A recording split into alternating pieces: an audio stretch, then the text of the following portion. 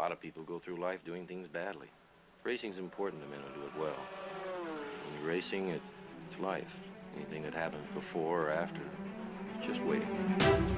Matt Williams got a brilliant start from the third row of the grid. He's gone, he's hit him, he's straight off at the chase. A half-second lead. Oh, but it's simmering colour in the background. He has it. Oh, he's round on the last lap. There's a massive, massive accident. Next to the inside, what a move, what a move.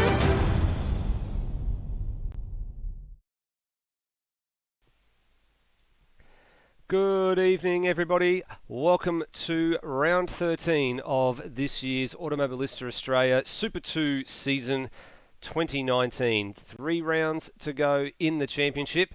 And round 13, is it going to be unlucky for some and lucky for others? We're going to find out in about 2.25 or so hours time when the 175 kilometre duration across 45 laps is completed rather.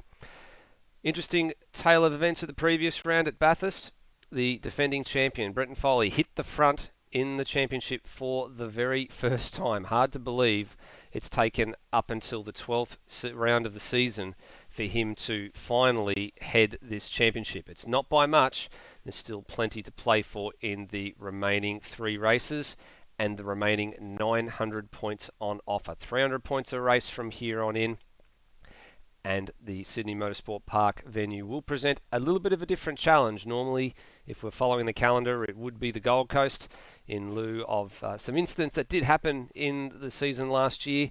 The Gold Coast equation has been removed and we are here in the western suburbs of Sydney for tonight. My name is Nether, aka Steve DeVries, and unfortunately for me, it's a solo effort for the moment. There's been a little bit of a commentator reshuffle for this round.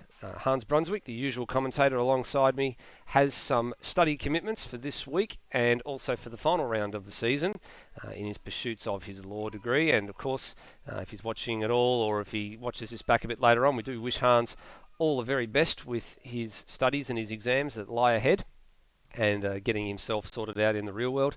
In his absence, we had organised Michael the Floodman Zalavari to come along, but he looks like he's had a little bit of a late change of schedule. So at this point in time, it's set to be just a solo effort from myself. Hopefully we'll see if anybody who may end the race early or anyone who comes along a bit later on, put the feelers out to see who might want to jump in and give me a hand.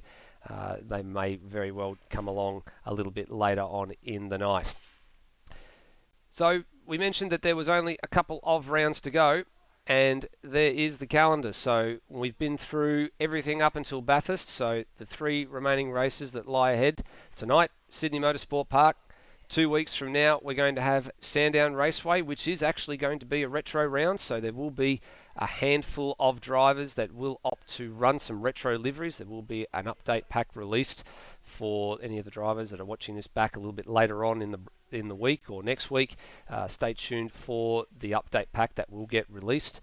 And then Oran Park, the finale race, which is going to be in lieu of the Newcastle Street Circuit to finish out our season. Points coming into tonight. Well, as we said, Brenton Foley, he hit the front for the very first time with his magnificent win at the Bathurst feature round last time out. I called it an effort that was basically unsurmountable. He was flawless from top to bottom. Hans Brunswick went as far as to say it was brutally uncompromising, the amount of distance he put between himself and second place man Lewis Wedding to finish that race. It was quite staggering. So he's taken the lead from his teammate Phil Boak, who had led the championship for pretty much since the second race of the season, and he unfortunately didn't start the Bathurst round, so that's why he has dropped off the radar with regards to leading the points championship.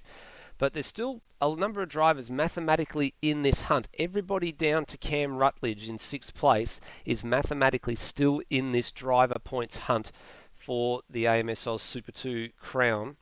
But it's going to take a little bit of effort from them to topple them. They're going to be relying on some mistakes and some non-finishes from the guys ahead, the likes of Turmo and Cam Rutledge, to be able to challenge. Will Devonish and Mitchell Hathaway realistically are the other 2 drivers that can really threaten for this championship. Of course, they've got a win apiece. And then there's still quite a lot of fight left in this midfield too. Cam Rutledge, Brennan Ross, Steve Burko, Matt Williams. So those places still very, very close. There's only 300 points or just less than 300 points separating those guys. So a race win or a very, very good finish to any of those guys and a bad finish for someone else and could completely turn the midfield battle on its head. So to Dwayne Davies and BDS, Billy Dougal Salongas, who we haven't seen for quite a while, so I'm not sure if he's taking any further part in this. Likewise, JP Courier at the bottom there, who's not taking any further part. And there's a couple of drivers just outside the top 12 on the graphic there. So Brownie and Lewis Wedding, if he turns up at all, they are they're less than 50 points from breaking into the top 12 on the standings there. So still a handful of drivers that can break into that points graphic for their pleasure, and I'm sure for your pleasure as well. Venue for tonight, well, been a mainstay on the Supercars calendar for a little bit. Missed out this year. It had the Super Night, or Sydney Super Night last year, was missed off the calendar this year. That Super Night honour went to Perth or Barbagallo Raceway, but it's run some races in GT3 not too long ago. About 2 months ago, we ran a GT3 race here, a 60-minute race, which was won by Lewis Wedding with Brenton Foley behind. But tonight it plays host to a 45-lap duration, so we get just short of 177 Ks out of the circuit tonight. Plenty to talk about. One of the big talking points is the high speeds that everybody carries into Turn 1. You can almost liken it to a Turn 1 at Phillip Island, or you can also liken it sort of to the amount of pace that you would take through Turn 8 at the Adelaide Street Circuit, just without the margin for error Adelaide has. There's obviously concrete walls that line the circuit, but the types of speeds that we can take through Sydney Turn 1 certainly are very, very close to the types of speeds at Turn 1 Phillip Island and Turn 8 at Adelaide.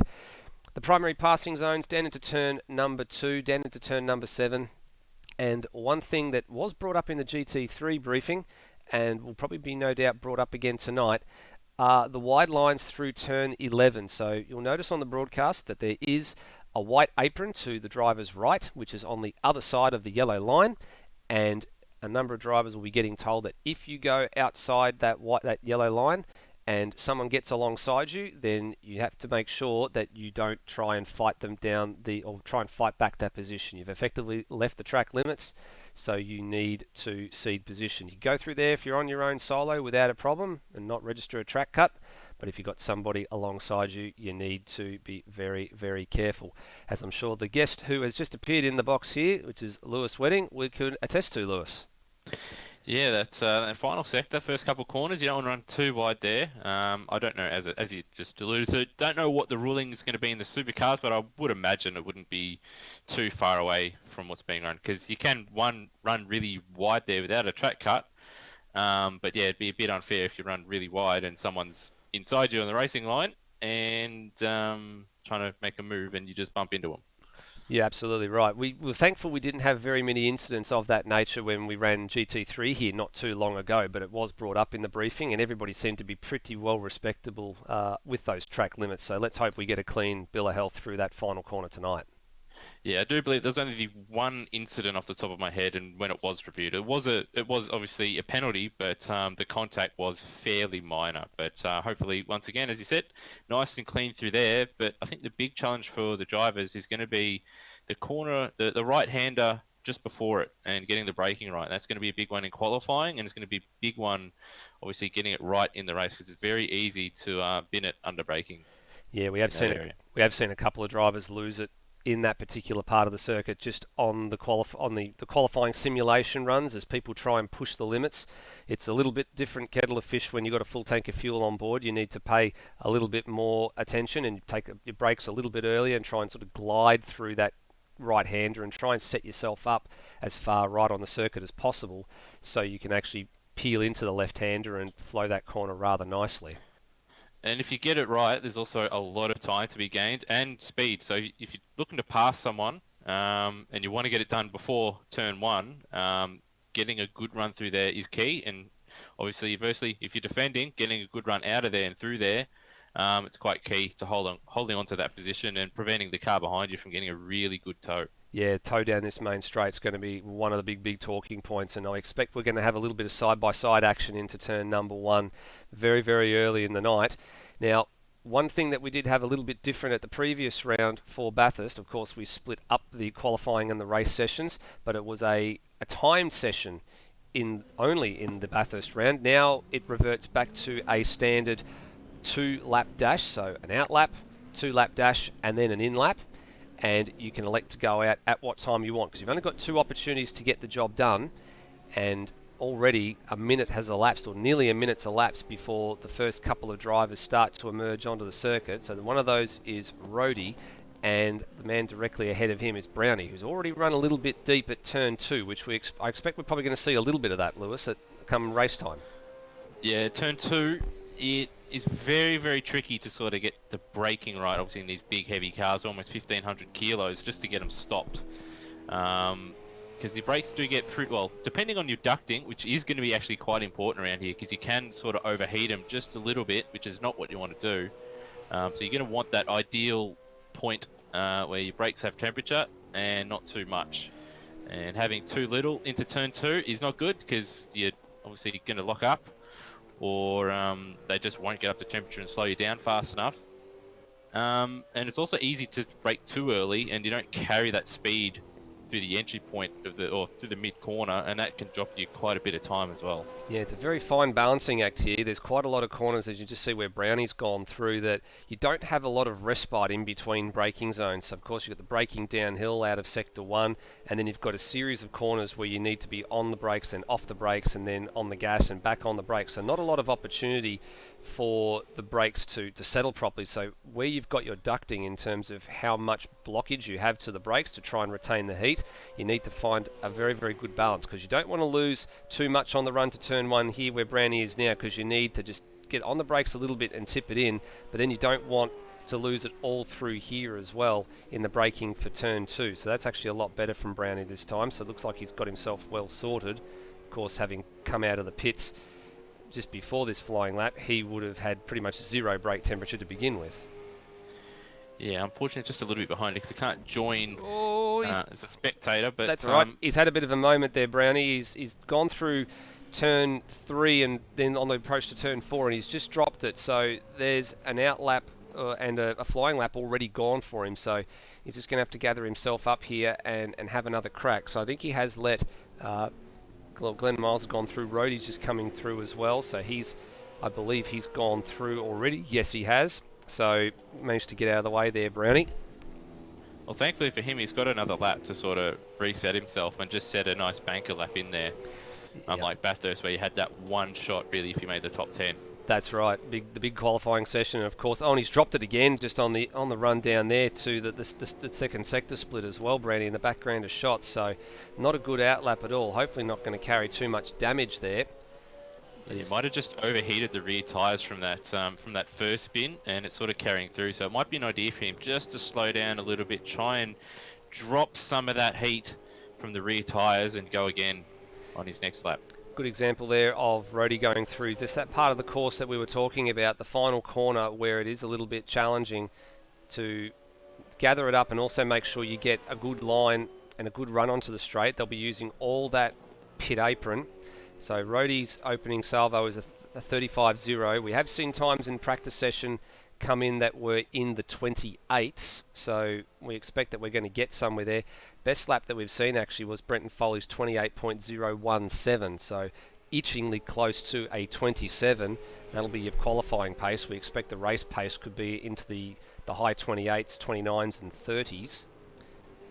I do believe last year's pole lap there was a 27 set from someone, so they're actually quite close, and they were from some of the quicker iRacing guys, so Foley quite quick if you can match that in qualifying this time around. Absolutely. Provisional pole man now is Termo into the 29s, 29.6 aboard the Castrol Racing Nissan Altima. Of course, the big news in the week with regards to the livery that this car carries, the Kelly Racing livery, is the liveries that have been put out with regards to what it's going to look like on a Mustang next year. I must say, it looks very, very impressive. And Anthony Birch wasting absolutely no time in getting his creative juices flowing, already getting a livery up and going for the Mustang. So good on you, Anthony, and great to see that the Mustang's actually going to look rather nice in that Castrol guys next year if that's what they can produce. He's been quite busy as well because he's done a little bit of work on the ZB, which the dash panel is now painted, and I do believe the grille is also working on, so the grille will also be able to be painted and it will stay the same colour. But it's a fair effort, obviously 2 days after they've put a mock-up up, and he's already made a livery for the thing. That's dedication for you, isn't it?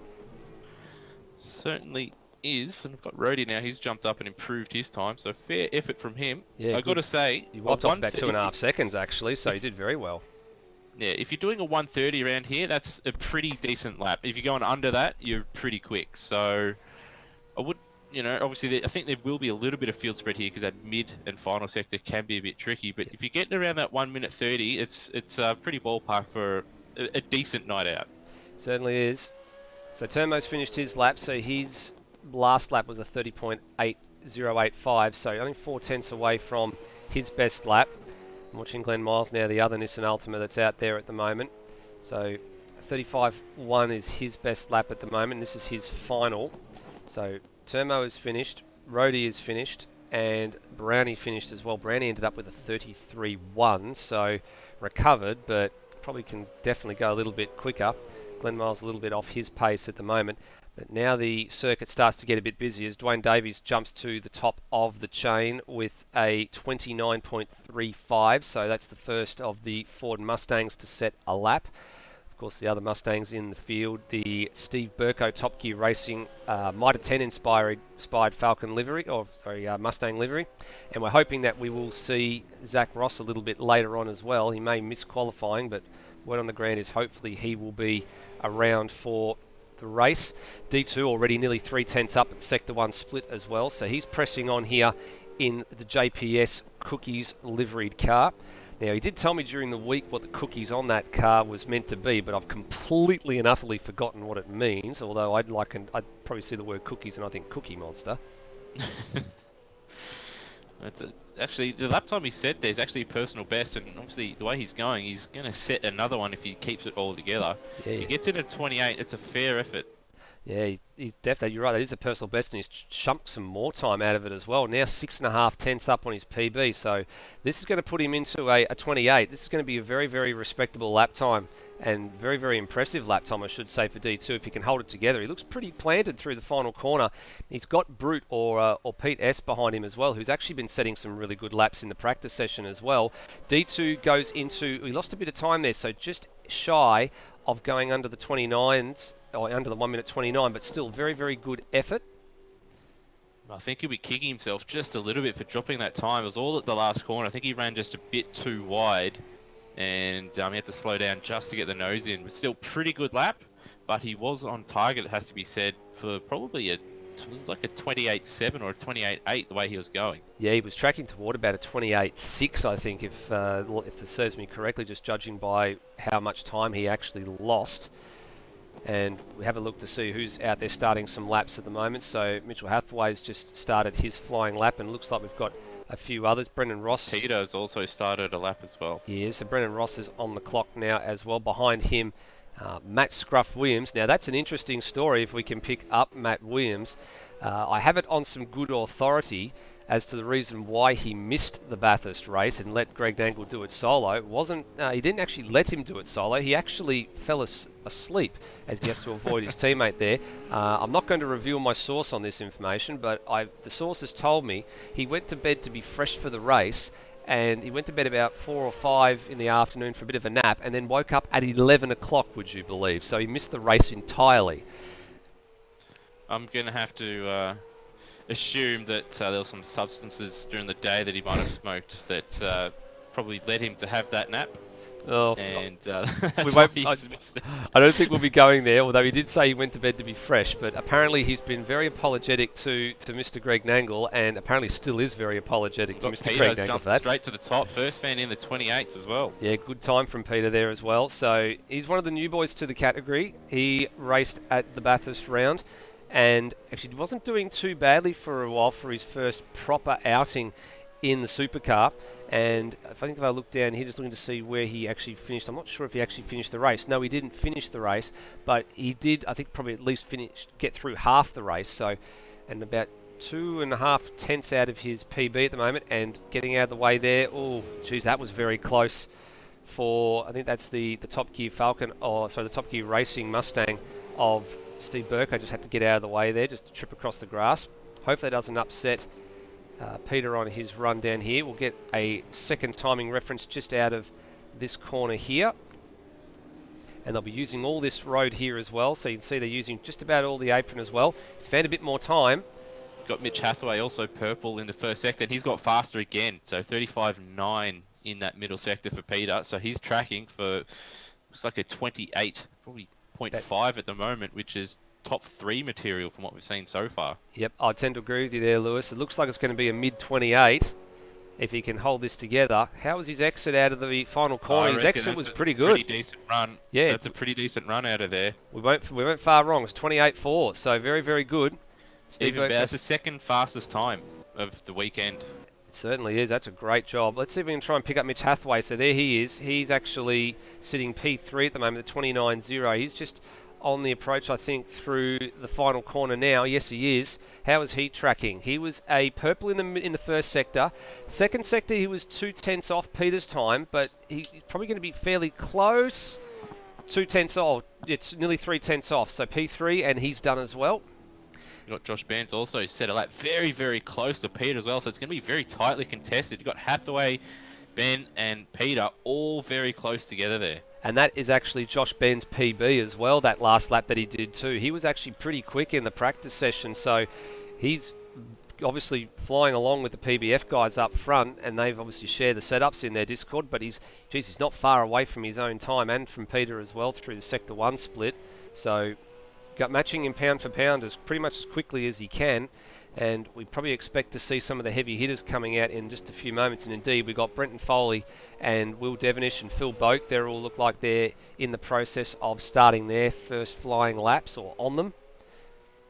As we wait for the second timing split for Josh Ben, he was a 27.8 through the first sector, so that's less than a tenth off the best, and he's lost a little bit more time this time.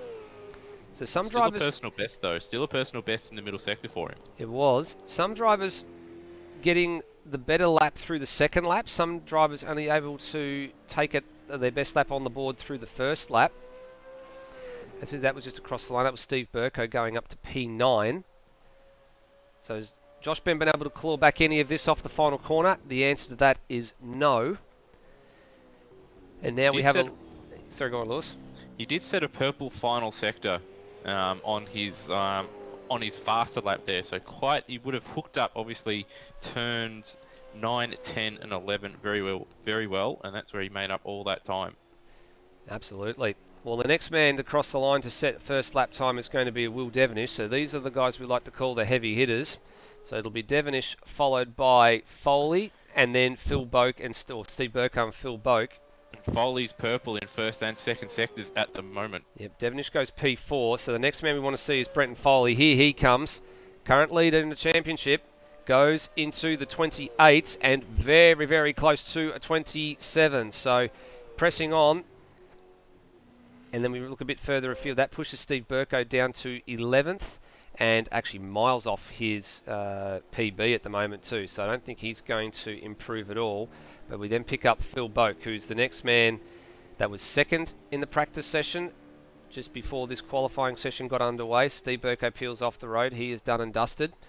And that will then just leave 3 drivers that can improve their times. This man, Foley and Devenish. Boak goes 7th. 1.1 seconds. Got a lot of time to find. Looking at the lap times on the server, obviously I'm assuming he would have done some laps offline, but in the server he's actually only the 6th fastest time of all the sessions that have been held. So he's actually going to have to set a pretty solid personal best if he wants to jump up. He's actually aborted too, Lewis. He's gone off at the drag strip, so I think he's just gone for the one lap and just aborted it. Yeah, so no good for him and his title chances, but it is going to be a long race out there. It will be. Devenish is 4 tenths up on his own time. He's still a fair bit behind Foley's time, but 4 tenths will move him ahead of Mitch Hathaway. He needs to find a bit more if he wants to be on P3. and he gets to P3, so he did find that little bit of extra time. He wasn't far away from Peter, so this is a fantastic effort from Peter to be on the front row in only his second race in AMS Oz Super 2. Brenton Foley aborts his final lap. What was he looking like? In actual fact, he had a pretty poor middle sector, so well within his rights to abort that lap. So Foley on the pole, but a little bit of a mixed up grid here, Lewis. A little bit, but obviously newcomer with Peter up on the front row, and he got Josh Ban. I think that's one of his better results in qualifying as well. Hathaway was solid, but Boak in 6th, he'll be a bit disappointed. And Davies, if he'd have put his lap together, he would have been right there in the mix as well. So it wouldn't look past him to obviously mix it up at the front as well. But I've got to say, I was looking at the lap times from everybody, obviously from practice and everything, and there's a number of drivers setting personal bests in, obviously, the 4-lap shootout is a fair effort, because I think we had Peter, I think Will set a personal best, as did Josh Ban, Mitchell Hathaway, and Dwayne Davies, and Turmo, all of them setting personal bests when they needed to. So fantastic effort from all those guys. Absolutely, and good to see that they pulled out the big guns. I guess they pulled out their best as soon as it got to the qualifying session. A number of the guys said they were struggling with in the latter stages of the practice session, and they elected not to go out for about the last 5 or 10 minutes. So that's an interesting thought, that some of them sat up, and maybe it's punished some of them by not getting the extra practice in. But nope. Good to see, as you pointed out, a number of drivers setting PBs in that qualifying session. But that's not where it's all won and lost. That's just where you start the race. Yeah, and I think, obviously, we've seen Phil Boak move through the field a number of times to claim some decent results. But starting from where he is in 6th place, or 5th or 6th place, it's not going to be ideal, because the cars in front of him, I reckon, probably around about the same pace. And if you battling with guys that are around about the same pace can actually make it really difficult to get by. So for him, I think strategy is going to be the key, and the start. If he doesn't get a good start, I reckon he might be in for one of those long evenings where he's stuck behind cars that he probably a little bit faster than. Yeah, he's going to be starting out at P7, so he's got a couple of quicker cars ahead. So he's got Foley and Will Devonish, obviously they're a few positions ahead. Josh Ben's no slouch, and obviously he's raced at this circuit before, and he knows this circuit very, very well, so hence he's had a very, very good run. We've seen glimpses of speed from him this year, but it'd be nice to see him put a full race together and be right up there, and possibly even challenging for a race win if it goes his direction. The problem for Phil Boak is the likes of the people that he's around. So directly ahead of him on row 3, Mitch Hathaway, Dwayne Davies. He's sharing a row with Turmo, who's definitely shown some good speed this year, and then he's got an FCR pairing behind him of Brendan Ross and Matt Williams, and we know that they can be quick, and if they get themselves sorted out, he's in that group that you were just liking to. He could be in for one of those long nights, and especially because he's so close to what is deemed to be, I guess, some of the mid-pack runners, he could very well find himself tangled up in an accident that may not necessarily be his fault. Yeah, especially at turn 2, where over the years in real life and in sim racing, there's been plenty of accidents. So, as I said, the start for him getting off the line is going to be crucial, because we've seen Matt Williams, obviously with his clutch, get some fantastic starts in all the series that we've ran. So, if Williams gets a good start and he gets ahead of Boat, Boat could be in for a pretty tough night, because Williams isn't going to make it easy to pass, especially with Brendan Ross not too far behind him. No, and over the course of the 2 years that AMS Oz has been running, we've often referred to Matt Williams as one of the perennial place getters. He always seems to make up quite a number of places. If he has a poor qualifying, he always seems to just, by the checkered flag, he seems to have had like at least 8 or 9 positions under his belt. So he's definitely no slouch when it comes to overtaking, and he definitely makes it difficult to get past as well. So we'll be interested to see how he can go from P9, and I guess how he redeems himself moving forward after what was Bathurst. Yeah, well, from when I've spoken to him, Bathurst isn't one of his favourite tracks, even though it is obviously one of the world's most renowned circuits. But it isn't one of his favourites, so I don't think he would have been too displeased about sleeping and having Greg sort of suffer for the 50 laps that we raced around there. No, he did delegate qualifying responsibilities to Greg Nangle, and Greg gave us that unusual two-wheel moment over the top of the mountain up through Silman Park as well. So the Greg Nangle Appreciation Society definitely enjoyed that one, I think, or probably had their hearts in their mouths at the same time as well as enjoying it. Pick your poison. I thought it was a very, very hair-raising moment, but Greg thought he was in the Tour de France. So, Well, I think it'll be interesting actually if we see in races going forward, if we see FCR put any sponsors on the floor, in case that happens again. be similar to what happened at Barbagallo with Brad Jones at one point in time. We rolled the car too many times. You needed sponsors on the underside of that car. Yeah, I do remember a few of the guys giving Brad Jones a bit of grief for that, but it wouldn't surprise me if at some point we do see Matt Williams painting that up for an FCR car, that's for sure. Oh, I don't blame you there, mate. Well, a little bit of practice session just going on in the 10 minutes between the between the qualifying and the race. We deem this the warm-up. Normally they cut this short, I think, to about 5 minutes because they do lop 5 minutes off the briefing at the end of practice. So practice usually runs for an hour. They let it go for 55 minutes, get the briefing over and done with, and it just means we try and get the racing turned around as quickly as possible. So I don't think it's going to be too long before we start to see a little bit of activity getting ready for the start of this race. Here's the man we've been talking about over the last couple of minutes, Matt Williams, in the... It's actually quite a nice livery car, actually. The Red Bull livery with the NVIDIA sponsorship, the Netgear sponsorship. It actually suits the car quite well. Yeah, the colours really do pop. My only... Obviously, I wish the blue was a bit more like the Toro Rosso, a bit more metallic, but I know in Automobilista it's either sort of a matte or it's chrome or too shiny. You can't quite get it right, but it really does stand out, and I think it's one of the nicer liveries in the field, especially the way the colours just contrast with each other. Putting on a smoke show there down at, I believe that's turn 5.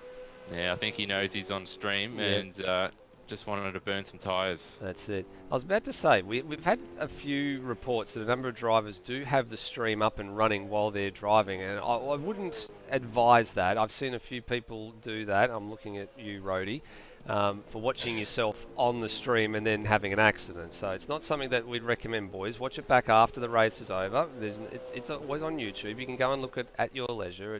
You don't have to watch yourself in action and then have a grin on your face every time you get on the broadcast. Most of the drivers do actually wind up on the broadcast. It's just a matter for how long. But anyway, that's my advice to you lot.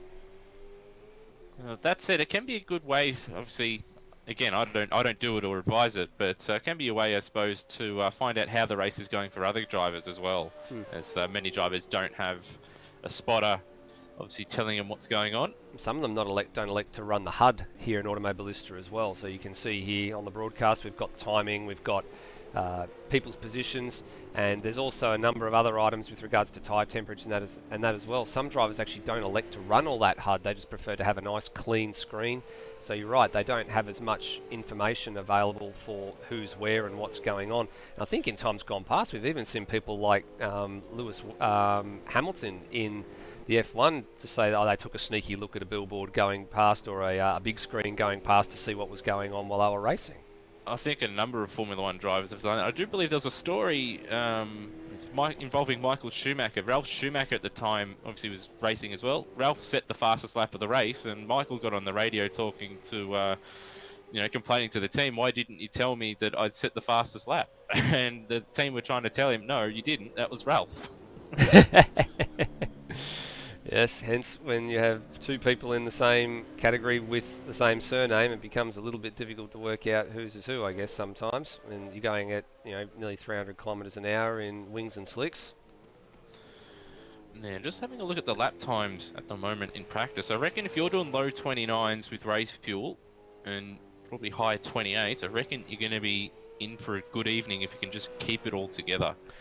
Because I do reckon there's going to be a little bit of attrition around here. I would tend to agree with that statement. There is definitely bound to be a few off-track excursions and a few retirements from this race. I can almost smell it.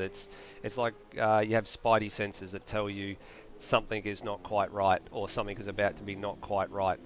But nonetheless, you're right, there's a couple of drivers that have gone into under the 30s, so the two FCR cars of Williams and Ross and Phil Boak and Brenton Foley under the 1 minute 30 barrier as well. And you're right, if they're doing it with full fuel, that's mighty impressive. That's where we expect the pace to be.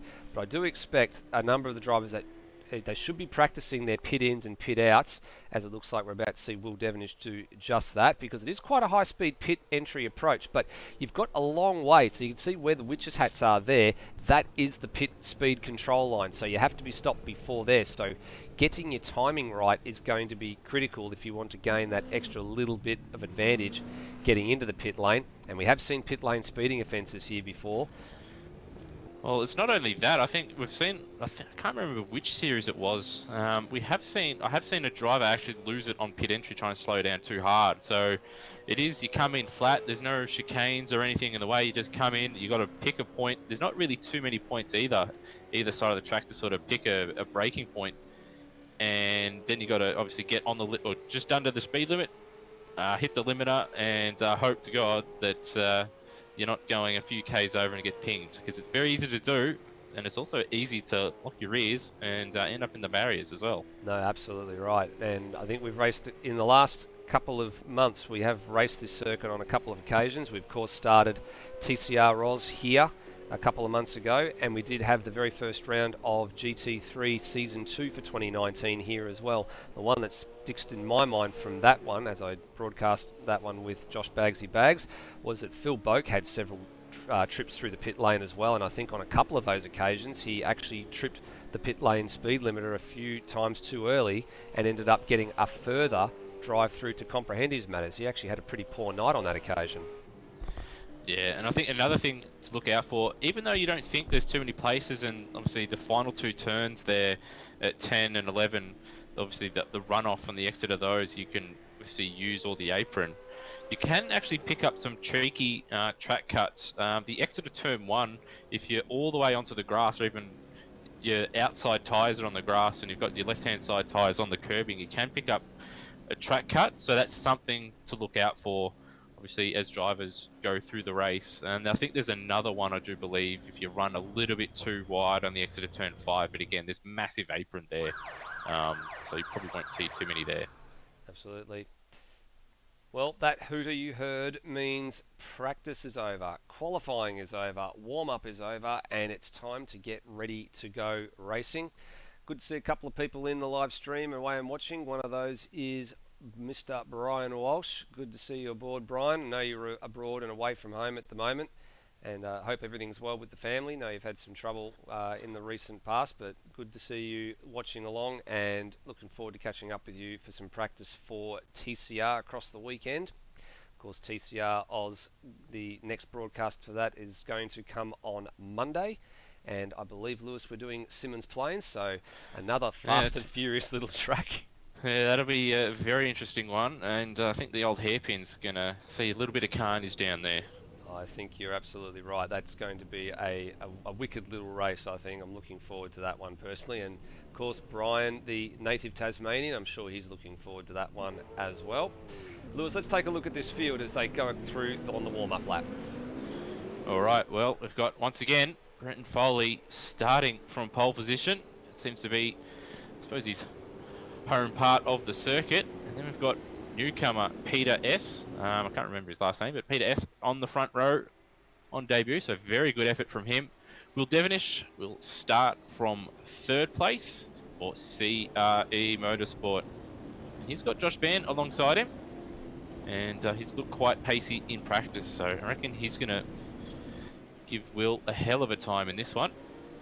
Chathaway again, those three cars that we just mentioned, all very, very close together. They had a couple tenth gap over Dwayne Davies for D2R in the first of the Mustangs, but again, he could have been a little bit faster in qualifying, and I reckon that little battle pack for second really, all the way to where Dwayne Davies and Phil Boak is going to be very, very interesting.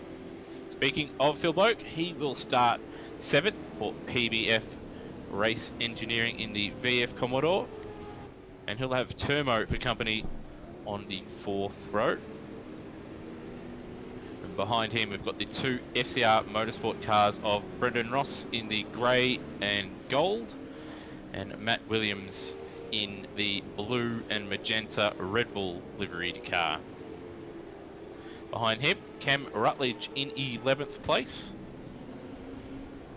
followed by Steve Burko in another one of the Ford Mustangs. He'll start in 12th for Top Gear Racing.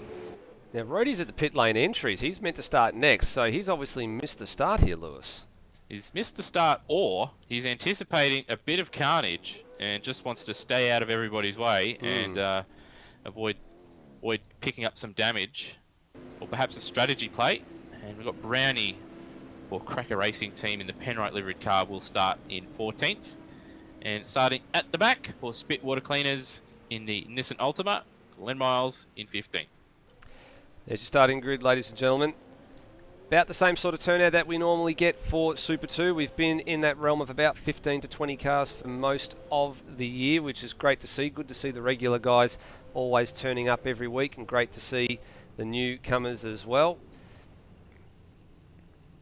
As we get set, I think we're just waiting on a couple of cars at the back. Yep, Cam Rutledge and Glenn Miles, and of course Rhodey has missed his box. So the lights are on. Foley's just rolling a little bit here. Let's go racing for 45 laps. Good launch by Brenton Foley. He was rolling at the start there, but Josh Benz had a ripping start as well. Second row of the grid already up to P number 2. In behind is stablemate at PBF. Let's have a look if they can fan themselves out. Oh, a little bit of a slide there for Devonish. I might have been contact or just lost the rear end. Either way, good save. Yeah, big wiggle mid-corner for that ZB Boak's had Commodore. a great start. He's up to 4th, so he's jumped up 3 spots already. So he got the great start that he needed. He's gone, yeah, he's precisely done exactly what he needed to do. It actually looks like D2's gone backwards a little bit. He looks like he's lost 1 or 2 spots. Brennan Ross has come forward up into P8, so he started out of 9th. And D2 started ahead of Phil Boak. He's lost about 2 or 3 spots here. And this angry pack now filing its way through turns 4, 5, and now through the very tricky turn 6. We had Matt Williams start from the pits. I was wondering where he was. Wasn't coming up on the timing board on the left-hand side. And I went back, and yeah, he started from the pits, so perhaps he didn't fuel his car up and had quali fuel or something and had to go back to the pits before the start of the race. That's a little bit embarrassing if that's the case, but he's out and he's now hassling the back of Rhodey at the moment. But it's our current points leader, Brenton Foley, who's out in front. Now here's the run through turn number 11. At the moment, everybody's line astern, so the first couple of cars line astern. Or Cam Rutledge is very wide, and he's going to drop a spot. And he's going to be very careful here because he's got Cracker alongside him, and he's obviously crossed over that line with the track limits, so he had to be very careful on the rejoin, but that's pretty well done. Yeah, I was just looking in front, and Will Devonish was as close as he could be to Phil Boak coming into turn 10. And looks like Boak hasn't had a good run through turn 1. Devonish sending it up the inside, but Devonish had to pull out of it. And I think Boak just a little bit late on the brakes, ran wide in the mid-corner, and Devonish getting that position back, and I thought Boak was gonna send Devonish there, but I think he just lifted out and let Devonish through and avoided the incident. Yeah, let's have a quick look at that on the replay. That's a very good point. You're right, Devonish was very close, and I think Boak just left the door open in the second part of the corner here, so Boak saw him coming and just carried the brake a little bit too much, and a little bit of a brake lock just sends him a bit deeper into turn 2 than he wanted to, so he did actually end up leaving the door open for Will, despite the fact that Will had actually sort of bailed out of the move already. Yeah, and I think another thing that's going to be interesting is fuel around here. It's going to be pretty tight for a 1 stop, so we'll see when the first stops come around. So if it is a 2 stop, I suppose you could push a little bit harder, but if it's 1 stop, you do want to be saving just a little bit just to make sure it's 1 stop. No, you're absolutely right. We haven't seen anything just yet with regards to the fuel numbers to see what everybody's burning, but given the pace that has been set in qualifying in the race, we're starting to get our first representative times over the line this time. Let's have a look. Devonish is he's in the 29s already. Brenton Foley at 28.6. So if that pace continues, it's going to be very touch and go for a 1-stop strategy. Devonish's car looks like I wanted to swap ends on him there. And this is another little angry pack here. Oh, very nearly into the rear went Phil Boak. I think there might have been a bit of contact between Boak and Hathaway behind as well. Yeah, I think you're right there.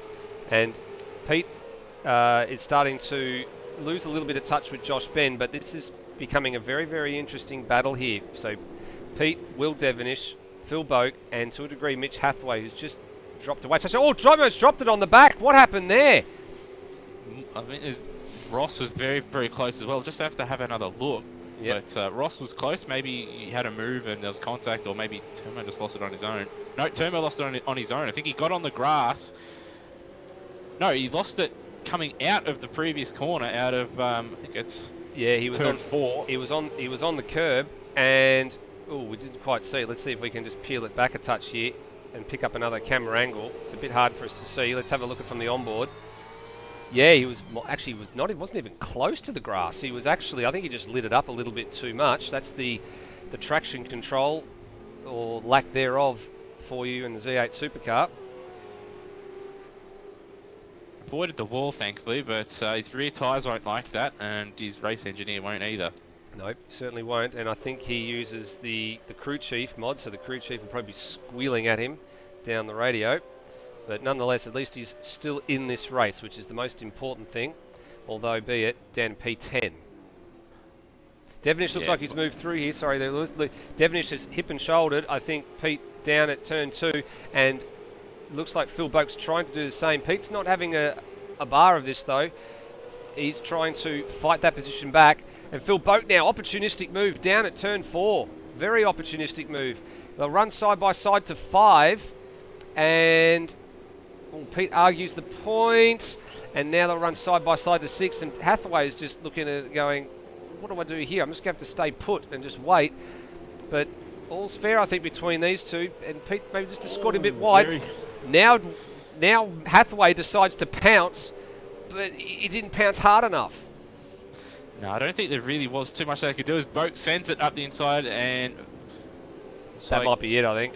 Yeah, Peter lets him go. What happened at the start there is that Devonish made a fairly late move, and Peter saw him coming, gave him room, but Devonish still gave him a bit of a nudge in the mid-corner at turn 2, and that sort of set Boak up to make a move on the exit.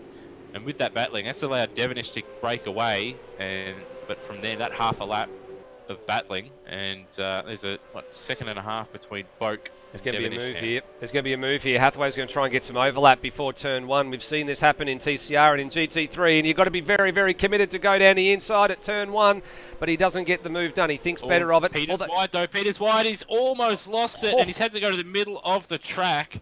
So it's a fair save. His heart would have skipped a beat or two there, but not ideal run through turn 1, both of them. That's an almighty save. Hathaway had to. I think he did the wrong thing there. Hathaway should have been patient and tried to make the move after turn 1, because if you try and make it when you're half-hearted like that and you're not fully alongside, you have to back out of it. Otherwise, it's just going to cause a massive accident, and then you're just gifting time to the car in front. Yeah, it just destroys your momentum and basically destroys any closeness that you have to the car in front as well. You basically lose any opportunity to get that move done at turn 2 if you back out of it, and you then have to regather it up. And as you can see now, Mitchell's just trying to close that margin down, so he's within striking distance to have another crack in the next couple of corners, or maybe he's going to take your advice on board here and have a go down at turn 2. Yeah, will be interesting to see what he does, but turn 1 you have to really be wheel to wheel with them. Otherwise, you have to back out, and then you've pretty much killed any chance of making a move into turn 2. Well, Hathaway's had a pretty good run through the final corner here as Foley, no surprise, sets the fastest lap. Now, he's not as close as he was this time, but let's see what he does when it gets to turn 2. Has a bit of a think about it. He's just done it again. He's offline here, so you're right. Now he's gifting time. Now he's understeering and following in the wake of the car ahead, the number 8 car, and no opportunity to even have a stab down at turn 2. So twice in 2 laps he's done what we would deem to be the wrong thing there. Wasn't close enough to commit, and then didn't stay close enough throughout the thing. Pulling out of it just made it worse. It just actually tightened up the radius to that turn 1, which you really don't want to do given the speeds you can take through there. Yeah, you just got to set it up. Turn 1, obviously you use the long straight to get close enough, and all you got to do is just stay close enough, keep the momentum up to the car in front, and then just make the move under braking at turn 2. Otherwise, you're just going to drop too much time and not get it done, or you're just hoping for a mistake in the middle part of the track. A little bit of an angry pack that we had just before has just started to split apart here now. So Dwayne Davies and Steve Burko were a bit close together, and now that's sort of broken apart a little bit. Not too many battles on track to begin with. It looks like Boak and Pete are the two closest ones that they are a little bit further ahead of this one. Davey seems to have a bit of a nervous race car at the moment. Quite a lot of wiggle on the car exiting turn 8 there. Let's just see how it behaves through these final couple of corners. I wonder if it's just a little bit of a wiggle putting the power down. Steve Burko's very, very wide at the final corner already. I was looking at the live races, and we've had our first track cut, at least the one that I've seen anyway. Will Devonish on that last lap in the first sector. Yeah, so he must have ran wide at turn 1, and he picked up one. I'm pretty sure, actually, Peter would have got one on the previous lap as well. Yeah, that's one thing that's going to be very, very worrisome around here is there are a couple of little unknowns with regards to some of the track limits. I think if you just run a little bit too wide, like you said, if you keep your foot in it going through the grass at turn 1, if you run wide, you are absolutely going to get one. This section where D2 is coming up to at the moment can be a bit of a worry. So this is turn 4, and then we get down to turn 5 where you can use a fair bit of the runoff road. Let's see what D2 does. So you can see here he's running it right out to the apron and just uses just enough and not much more. But if you take a little bit too much or you try and be a bit greedy there, you can get stung on the exit of turn 5 as well. Yeah, that tarmac on the exit, you try and use it like a motocross berm sort of thing. You just use obviously the angle of it, and you just run out to the exit there. But yeah, as you said, if you go too far, it will ping you. But that said, it still is very, very generous with the amount of runoff you can use. I'm just having a look down the order to see. It looks like Glenn Miles, I think he may have stopped already because... Boak's made a slight mistake at the final corner, and that has allowed Peter right back under his rear wing. Here we go.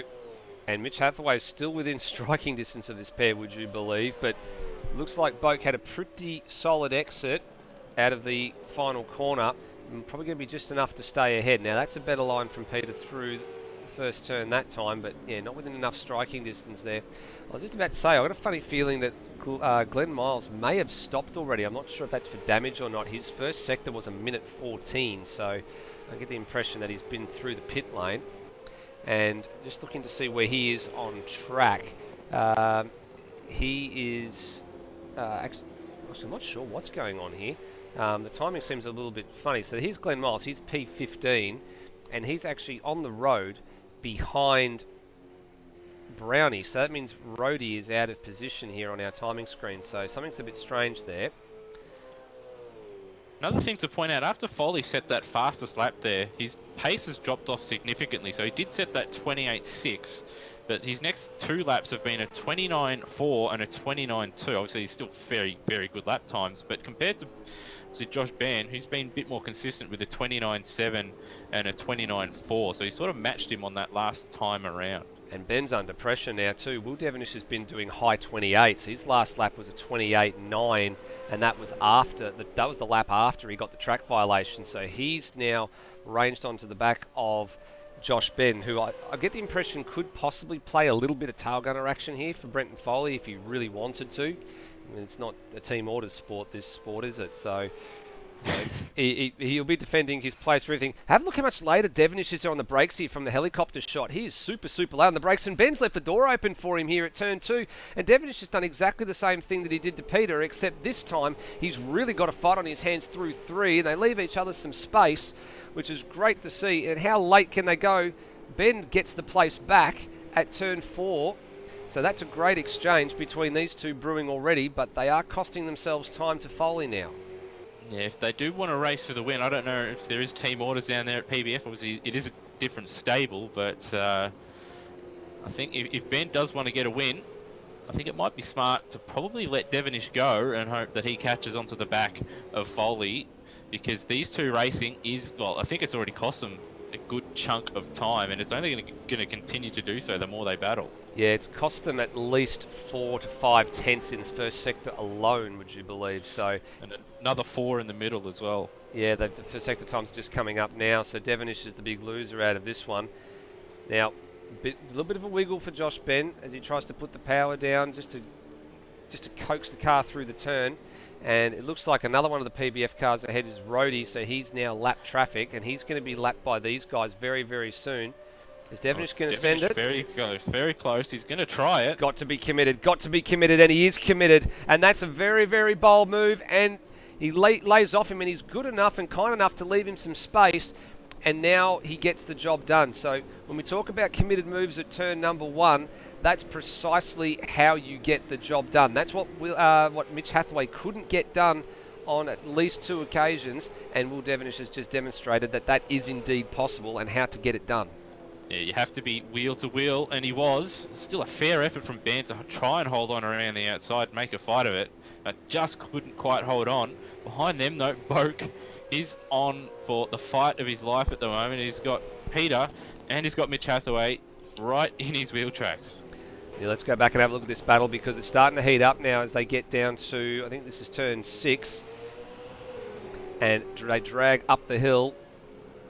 And yeah, this is a very, very angry little battle. We might stay with this for a little bit. Let's just see the strengths and weaknesses and where they all are. It actually seemed to be pretty well matched. I think maybe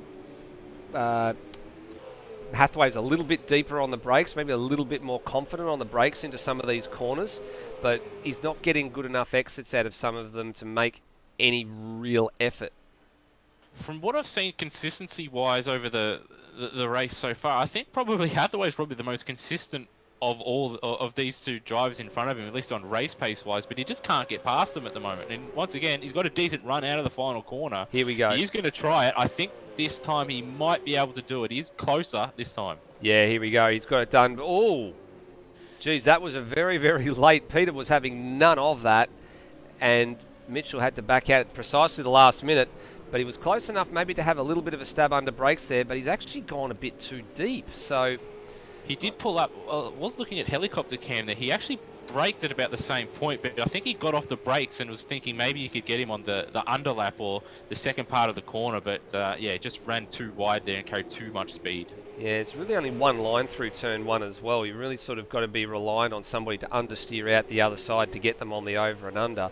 And it's not one of those typical corners where you can have your over and under. These are sort of like your over and under typical corners. If someone dives down the inside of you and goes wide, you can get them on the cutback, the 90-degree corners. But those fast, long, sweeping bends, I likened it to a turn 1 at Phillip Island is turn number 1 here, as Peter runs through the very gravel. wide there. That might even be a track cut running that wide. We'll get a readout on this side of the corner whether or not he did indeed register one. Well, it's come up with a timing intermediate on the screen. And it has on live races too.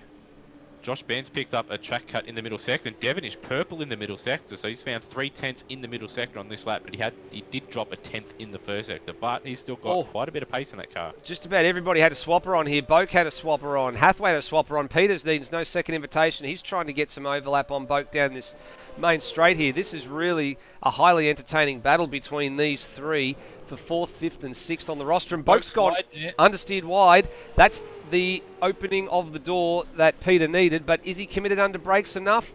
Well, a bit of a twiggle or squiggle there from Boak, and that's going to have both cars through. Yeah, too deep. A little bit of a wiggle and too deep. I thought for a minute that Peter maybe had backed out of it a little bit and was just trying to just hold position and maybe hope that Boak was going to give him some room, but it actually turned out Boak was way too deep under brakes there. Yeah, too deep, and also lock the brake. Once you lock a brake, you've really got to get off the brakes and stop that lock up, because if you lock up, you're just going to end up, well, off in the boonies. Yeah, your premonition is coming true here, Lewis. Phil Boak, you said at the start of the race he was possibly going to be in for a really tough night, and it is just turned out exactly that way. He did have the start that he desperately needed, but it just doesn't quite have that race pace at the moment, or consistency to sort of stay in front of, obviously, all the spots that he made up. So it's, unfortunately for him, just starting to fade a little bit, while Hathaway and Peter travelling along not too bad, has to be said. No, travelling along quite nicely. And as I said, Peter's second race in the series and really holding his own. So great to see he's firmly entrenched in that top 5 at the moment, but strategy's still yet to play out. And I take it we're probably going to see some pit stops, I'd imagine, in the next half a dozen laps or so if we're going to run them on the 2 stoppers. If you're going to run a single stop, you probably want to get well and truly past lap 20, but it's a matter of how you want to conserve your fuel from this point onwards, I think. Yeah, if you're one stopping, you've got to get to lap 23. If you don't, maybe 22 and there's a safety car afterwards, you could make it, but you've got to get to at least lap 22 to have a chance. And then 2 stoppers, I think we could see them anytime in from now, probably until probably about lap 18 if you're planning on a two-stop anyway. And Mitch Hathaway looking committed move down here at turn 5. So Peter saw him coming, left some room there. They had a little bit of an argument down at turn 2 as well. And a little bit of panel bashing, but nothing too serious. And they're going to run side by side through 6. And now up and over the hill. So this fight is still going on. And on top of that, Peter's done a fantastic effort just to hold on around the outside from both of those corners, and thankfully Glenn Miles smartly getting out of the way. Now this time, Hathaway trying to go around the outside at the hairpin. He does have it for half the corner, but on the exit, Peter retakes it. So fantastic racing between these two. And right behind them, Phil Boak's sort of hoping, yeah, can you make contact and just let me have a bit of space, please? Yeah, that was actually a supreme bit of driving, because they had Glenn Miles, who was doing his best to stay as far left as possible, and 3 cars pretty much went side by side for a very, very brief moment in probably what's one of the narrower bits of this Sydney Motorsport Park circuit. So that's a supreme bit of driving from all 3 of those gentlemen. These 2 on screen, plus Glenn Miles as well, and a great effort to get out of the way, realising the battle was coming. Peter's just had a little bit of a brief moment through turn 1 where I think the back end wanted to get away. And here we go again. This is what happened when Hathaway and Peter argued the point on the previous lap down at turn 2, although not as close, but this has brought Phil Boak right back into this fight now. Yeah, all these guys in the 31s on that last lap, so they're a good 2 seconds off where they really want to be, or at least a second and a half off where they want to be, and dropping chunks of time to Josh Ben and Will Devonish in front. Yeah, a lot of time coming off the clock. Meanwhile, behind this group, Brendan Ross has managed to get past Dwayne Davies. So D2's made a mistake somewhere. He was running in P7 for a little bit, and Termo's managed to get through as well. So I imagine D2's had a scruffy lap somewhere. As we look across the timesheets, it must have been about 2 laps. Actually, it was last lap. 1:36 was his last lap. So he had an issue somewhere out there on the circuit, let 2 cars through, and the next car behind him now is Steve Burko, the second of the Mustangs. He is just in the back of shot. And I'm just having a look at some of the lap times around there. I think Matt Williams was kicking himself out the start from pit lane, because he's been really, really consistent in the 30s for most of his stint. Last couple laps have been in the low 31s, as obviously the tyres start to fall away from him a bit. But he's down in 12th, but he's doing a fairly solid and consistent job. But yeah, as you said, Davies, he's been a bit up and down, very quick in qualifying, but again, has had a shocking start, and then, yeah, just that off on that last lap, and finds himself down in 9th place. Yep. We've also got Burko in the pits, so Burko, first of our 2 stops in. Yep. And I think we've seen Rhodey also DNF in the last half a lap or so as well. Yeah, I think you're right there. He has completed 12 laps, and he was already a lap or 2 down, so it looks like we've lost Rhodey for another occasion this race, or this season. I'm just trying to look to see how many there are on the season for him there. That's it was half a dozen coming into this tonight, and that will make 7. So not been a good run for him. And out of his 7 races, he's and then on top of that, he's finished 1, 2, 3, 4, 5, 6, 8 races. So he's completed pretty much 2/3 of the season, or over 2/3 of the season, and half of those races he's not finished. So that's not a good scorecard if you're keeping score at home. This battle for P4 still raging on. I think this is we're gonna have to keep returning to this, Lewis, because we can't stay with it forever. There's all sorts of things going on up and down the field. Matt Williams, you were just talking about him a few moments ago. He's starting to range into view of Cam Rutledge now. So Cam's been doing his last lap was a 33.4, Matt Williams a 31.0. So I think this is only a matter of time before we see a change and Matt Williams coming up into P10. Yeah, a couple seconds faster a lap for quite a long time now. So I think we should see Matt Williams get by fairly quickly. And I'm hearing in the background someone else sounds like they've gone into the pits as well, and it's Peter. Yep. So Peter in the pit lane, and the first of our front runners to take to the pit lane. So that's committing very early to a 2-stop strategy. That's effectively splitting the race into thirds. So this is lap 15 that we're on at the moment. So that means a pit stop at lap 30 and then getting to the checkered flag at lap 45. So, of course, maybe another car in as well, I think.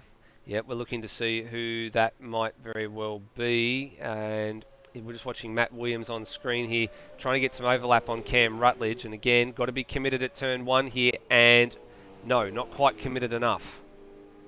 There was no one else in the pits. It was just my sounds, just playing a little bit of a funny buggers. But yeah, Peter, I think it actually might be smart because if everybody has to two-stop, I don't know exactly what the fuel is, or if people have to fuel save to one stop. But if people have to fuel save to one stop, it'll either force people, because of all the hard racing, especially in that battle pack between himself, Hathaway, and Bogue.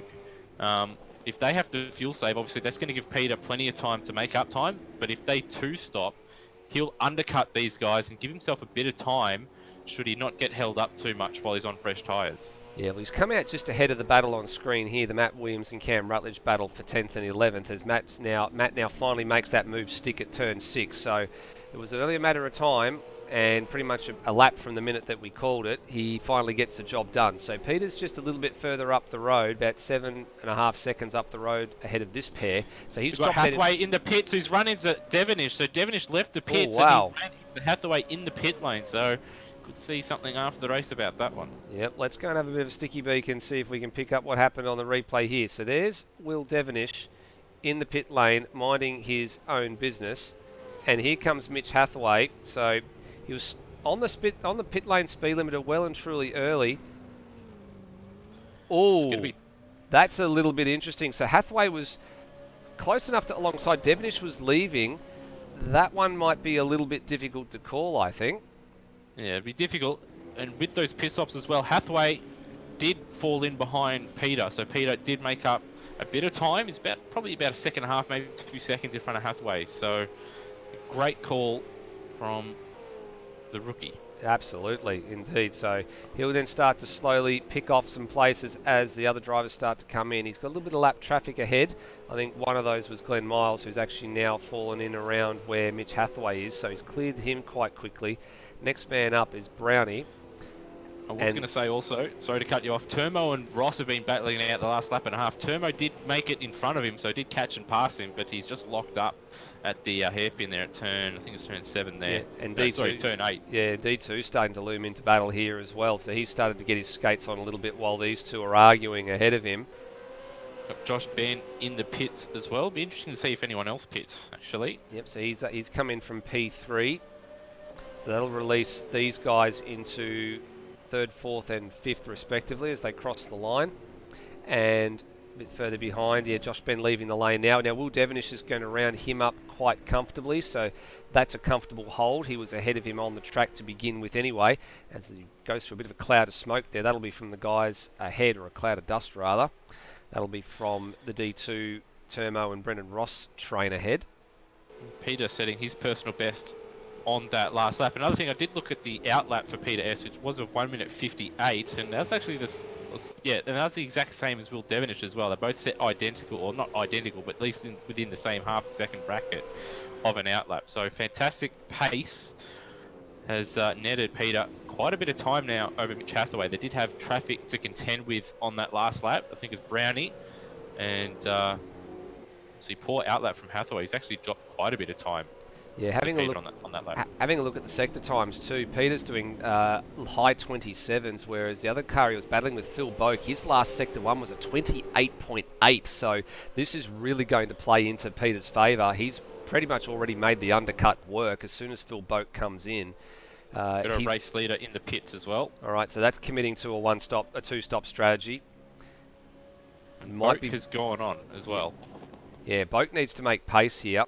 Now, Foley's going to come out ahead of the Brendan Ross, Turmo and Dwayne Davies battle, and probably by about half a dozen seconds or so. So that's a pretty well-timed stop that he doesn't end up behind these three guys. Fastest lap for Devonish, 28.5. Wow, that is very, very quick indeed. As Brendan Ross has gone deep at turn 2, and that allows Turmo through, and it's going to allow Dwayne Davies through as well. So that's an awful mistake from Brendan Ross. Probably old tyres is the deciding factor there. And going to be frustrating for Devonish though. He's trying to close down Foley in front, and he's got this angry battle pack in front of him to deal with. And this is for position 2. Now Brendan Ross has fortunately got out of the way for Will Devonish here. Probably doesn't want to upset his race, but I think those tyres are starting to cry enough. And if you are one stopping, sorry to cut you off again, if they are one stopping, obviously that is effectively 4 position. So correct. Important to know, but these guys probably going to be out of position regardless if they're one stopping or not. Devonish is pressing on as well here, Lewis. He's done a very, very quick Sector 1 and now fighting D2 on the exit of Turn 8 here. In actual fact, got that move done rather smartly as well. So CRE Motorsport number 15 is humming along quite nice at the moment. Got a very, very good line through the first part of Turn 11. And got Boak in the pit lane. All right, so that then really cleanses our field here. And fastest outlap we've seen as well, 57.6. Will Devonish across the line. So Devonish is P2. In actual fact, I think he has chopped a fair bit of margin out of that now. It was probably around about 6 seconds when they started the pit lane sequences, and Devonish's quick lap has put him now within 5.5. So this could now be game on as Devonish tries his best to reel in the current points lead up. Needs a good result, Devonish. That Bathurst race did not go according to plan for him. Out on lap 1 at the dip up and dropping a packet load of points. In actual fact, the top 3 of the top 4 drivers in the title race heading into the Bathurst round either did not finish or did not start the Bathurst race. Phil Boak didn't start, Devonish and Hathaway did not finish, and the man who sailed through and took all 300 points, Brenton Foley, well, he's in the lead of the championship now.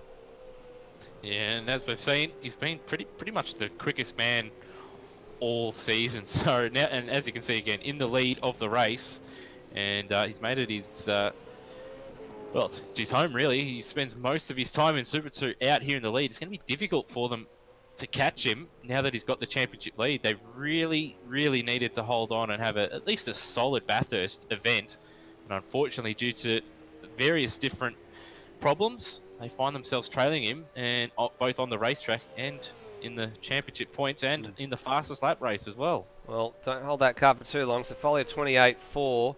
Devonish gets across the line and he does a 28.5. So they're trading fastest laps and they're also trading fastest sectors. So that deficit only came down to 5.2. It only went up to 5.5. So Foley having the better through the final sector. That's where all the last bit of time came on that lap. So game is definitely being played and is on between Foley and Devonish. This might come down to a little bit of pit stop strategy and some clever pit stop strategy to determine how this is going to unfold with about half the race nearly gone here.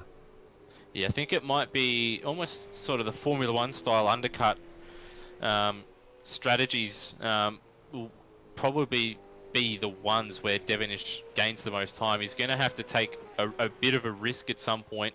I think regarding strategy, he might have to pit instead of, say, on lap 30 or even 31, he might have to pit maybe 2 or 3 laps early just to try and set some fastest laps and get some track position, because if he can't close it down enough with older tyres or on same stage tyres, then he's probably not going to do it. So the best bet for him, pit a little bit earlier and maybe force Foley to either pit earlier or stay out and force, or well, not force, but to gain time that way with the fresher tyres. New fastest lap for Foley, 28.0. He was purple through Sector 1. He was purple through Sector 3. He had a very, very good Sector 4. In actual fact, Will Devonish was 0.02 of a second quicker than him through Sector 2. And then lost a lot of time through Sector 1, 2/10 in Sector 1 and 2/10 in Sector 2. So a gap now out to 5.9 seconds. There's Devonish in back of shot. You do say that was a personal best on that lap for Will Devonish. So it wasn't a slow lap from Devonish. It was just an outstanding lap from Foley. Absolutely right. Just Foley's taking it to another level at the moment. That's all it is. He's got his head down. He's committed to the 2-stop strategy. The 1-stop strategy wasn't going to work. So he's just putting the hammer down as much as he can. And they're pretty much matching each other through Sector 1 this time around. So only 0.03 of a second difference in the Sector 1 lap time. So these two are raising the bar to another level, but when one sees them raise the bar, the other one decides to raise them one more. It seems to be as well, when I've seen, is that Devonish seems to be a little bit quicker in that middle sector, but it's the first and the final sector in particular where Foley seems to find his time. So perhaps that the run through turn 9, 10, 11, Foley's just able to hit that mark every single lap. Yeah, just having a look at the differences here just to see. Devonish is carrying a little bit more speed through the first part of turn 11, and then actually is a little bit out on the marbles through the middle part of the corner, and then trying to tuck it down on the apex for the last part of the corner. So I think that's where he's losing most of his time, and we'll get a read on it this time.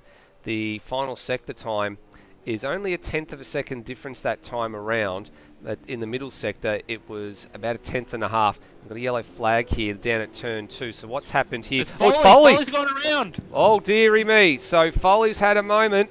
I was wondering what the yellow flag was for, if it was for a lap traffic car that had gone the wrong way around. This is now game on. So what happened to Foley?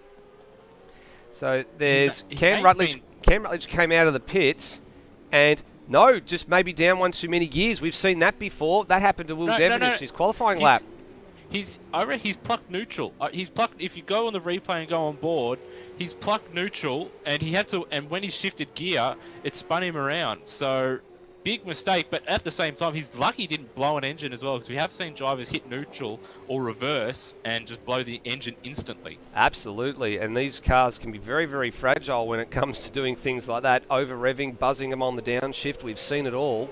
And we've seen engines go KPUT, or KAPUT rather, kaput, as a result of doing something like that. So he can consider himself a very, very lucky boy now. But this is absolutely game on now.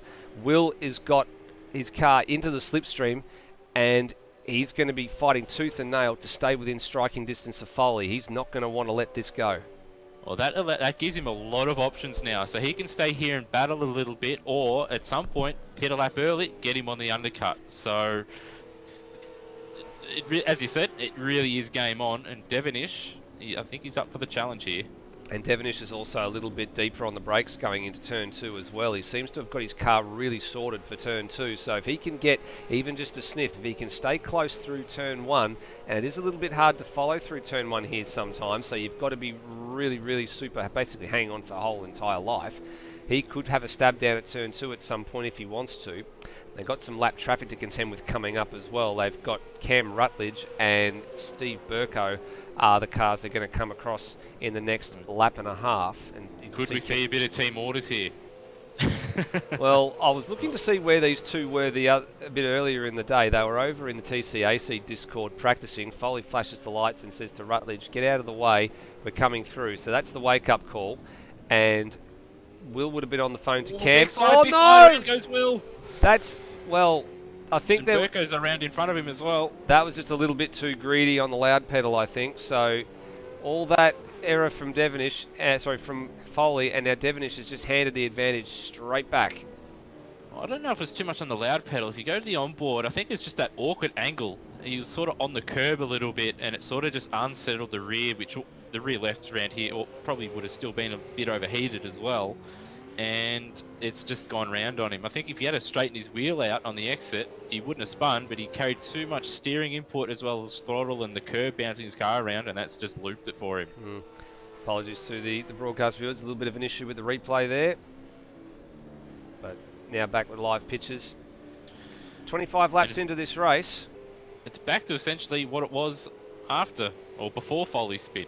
5.3 seconds. Yeah, pretty much. It was a bit closer to 6, but you're right, that margin is pretty much exact, just about where it was. So Will's got a lot of work to do now. And just waiting on his Sector 1 split, so he's already a tenth and a bit behind Foley on a Sector 1 split. So the fact he doesn't have that slipstream or that carrot hanging in front of him anymore, will be interesting to see how he goes. He's got to get past his teammate all over again here now, so that will be probably displeasing him a little bit. We're past the halfway point in this race, so Foley leads, although for a very brief moment there he was under threat and he has made a mistake, so it'll be interesting to see if he makes any more. Will's driven his way from row 2 to second place, having battled in the early stages, and is doing a fine job just to try and keep within striking distance of Foley here. Josh Ben had a good middle sector. Again, 2 tenths. Josh Ben's having a pretty good race as well. He's on for a podium if he can keep this going, and if that is the case, that would be his first podium in Super 2, which would be great to see. Peter's having a stellar debut as well. This guy would deserve a podium if he was in the thick of the battle up front, but he is doing a stellar job to keep Mitch Hathaway and Phil Boak behind him, and in actual fact he's got a good advantage over Mitch Hathaway and over Phil Boak at the moment as well, so that's going according to plan nicely for Peter. D2 has lost one spot since the start. He's down to P7, and he's now under pressure from Brendan Ross, who's got a little bit of a second wind here at the moment after some of the mistakes that have been happening. Termo's dropped out of this battle, so he was quite close to D2 and Rossi about 10 or so minutes ago, and has just faded. And now Matt Williams finds himself inside the top 10, having negotiated Cam Rutledge some time ago and Steve Burko. They are the first couple of cars that are one lap down, and then we've got Brownie, Glenn Miles, and then the sole DNF to date of Rhodey, the only man out of this race. So Rutledge and Burko 1 lap down, Brownie 2, and Glenn Miles is 3 laps down. And the next man who would be going a lap down, if Foley can get there, would be Matt Williams. Matt's got about the length of the front straightaway as an advantage, or about 2/3 of the length of the front straightaway as an advantage.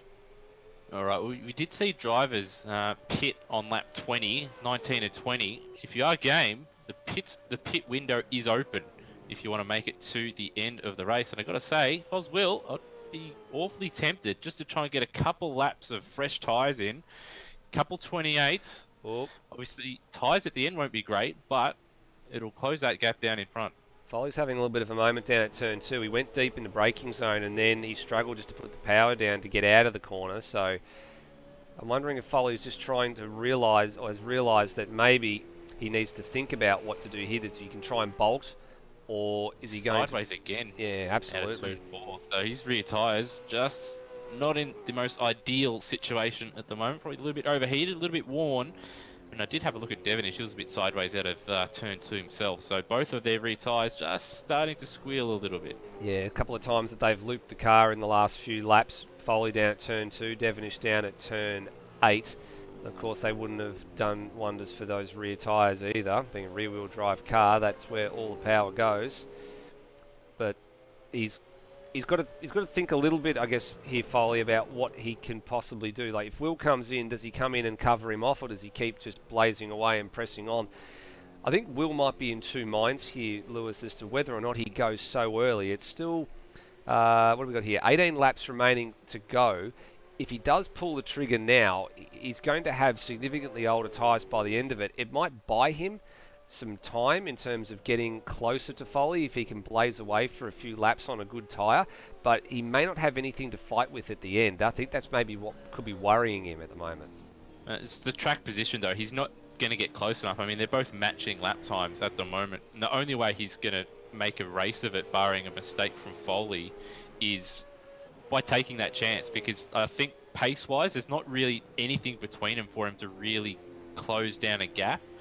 And the best way for him to close down that gap is to pit early. And then if he pits early, and maybe Foley pits early, they're both on junk tyres at the end. Who knows what happens as well? Like, Foley might make he might wear out his rear tyres a little bit more than Devonish, and might give Devonish a chance. So I think it's worth the risk, because at the moment, with about 8.5 seconds to bend behind him, I don't think it's too big of a risk for him to obviously drop down to 3rd position, and it might potentially give him a real shot at taking the lead. Yeah, it's like a game of chess, just like fighting a war. You've got to, pick your moves very, very carefully, and you've got to think. You've got to be one step ahead of your opponent ahead of you.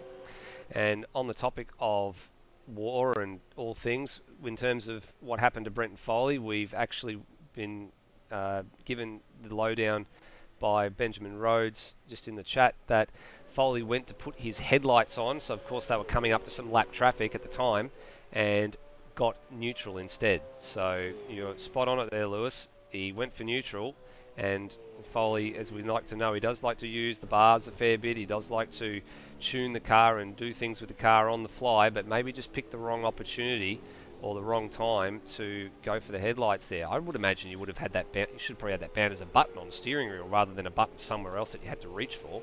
Neutral I'd have very far away from anything else you might touch, just in case of that the one time you do knock it and blow an engine or spin. Actually, looking at Foley had a track cut in the final sector last time around, so that'll be, I think that's his second, I do believe, off the top of my head. It's first I think, or second. I think you're right there. It would be probably down at the final corner, I'd imagine, as well. He may have gone a little bit too deep. And he did have that gap to Will. I think it was just over a second Yeah, it was just over 6 seconds, sorry, at the start-finish line, but Will's had a better first sector and clawed it back to 5.9. But if Will wants to make up time, he's going to have to do it now, and he's going to have to do it in the pit lane, I reckon. Yeah, he's going to have to come up with something. It's a matter of maybe how much fuel they've been able to save as well. If you can save a second or two in the pit lane, maybe if he could save a little bit now and make some pace and not burn so much fuel, maybe he can actually save a little bit of time in the pit lane. He may not be able to do it on the track. Maybe he can cop a second or two here and there in the pit lane. Yeah, he's going to need to use every trick in the book, really, to just claw back anything he can to give himself a chance. Because at the moment, he's just that little bit too far away and not quite fast enough. Just cycling back through the field here, just looking to see where our battles are at the moment. It doesn't look like there's a great deal going on track. A lot of it seems to have settled Hathaway's down. got in front of Peter, though. I don't know. I think that's happened just recently, because Peter was going quite nicely. And yeah, he was still ahead on the timing screens laps when I ago. looked a few minutes ago. But yeah, you're right. There was a bit of a poor lap for Peter on the previous lap, not the one they've just completed, the one before that. So Yeah. Hathaway has moved through to P4.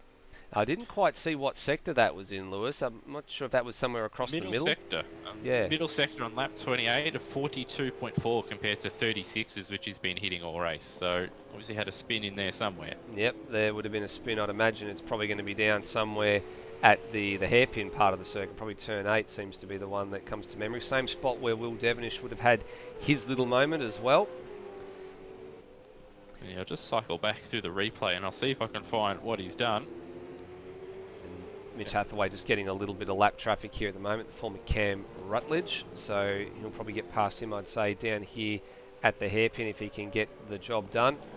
Cam looks like he's very obliging and leaves a nice wide line for him. Takes the high line around the outside of the right-hander at turn 8 and falls back into line rather nicely. Actually, it looks like Peter coming out of turn 4 is just gone to the right-hand side trying to open the corner up to turn 5 too much. He's got on the grass, went to turn in, and instead of his tyres being on tarmac because they're on grass, he's gone around. So that's how he's done it. Well, here he comes now. Actually, Peter, he was very early to commit to the two-stop strategy, and this is the end of lap 30. So this will get him home from here, splitting it up into thirds. So that's actually not a bad strategy if you want to get your tyre wear or keep your tyre wear pretty even throughout the thing. You know how the car performs across a stint. You know what it's going to be like at the end. It's not like running a stint that's longer than all the others. He's split them up very, very evenly. That allows Phil Boak through into P5. Worked for him last time. He was able to put a bit of time over Boak and Hathaway, who he was battling with last time. So he's hoping this time he can get a little bit more time back after that off. And it doesn't look like Hathaway's pitting. His pit crew aren't ready just yet. Peter's timed his stop pretty well, actually. He's come in out of the pits behind D2, but ahead of Turmo. So he's got a little bit of clear air either side as well. So he's got some time or a bit of space on track to put down some fast laps and try and see if he can close down Hathaway across the undercut here.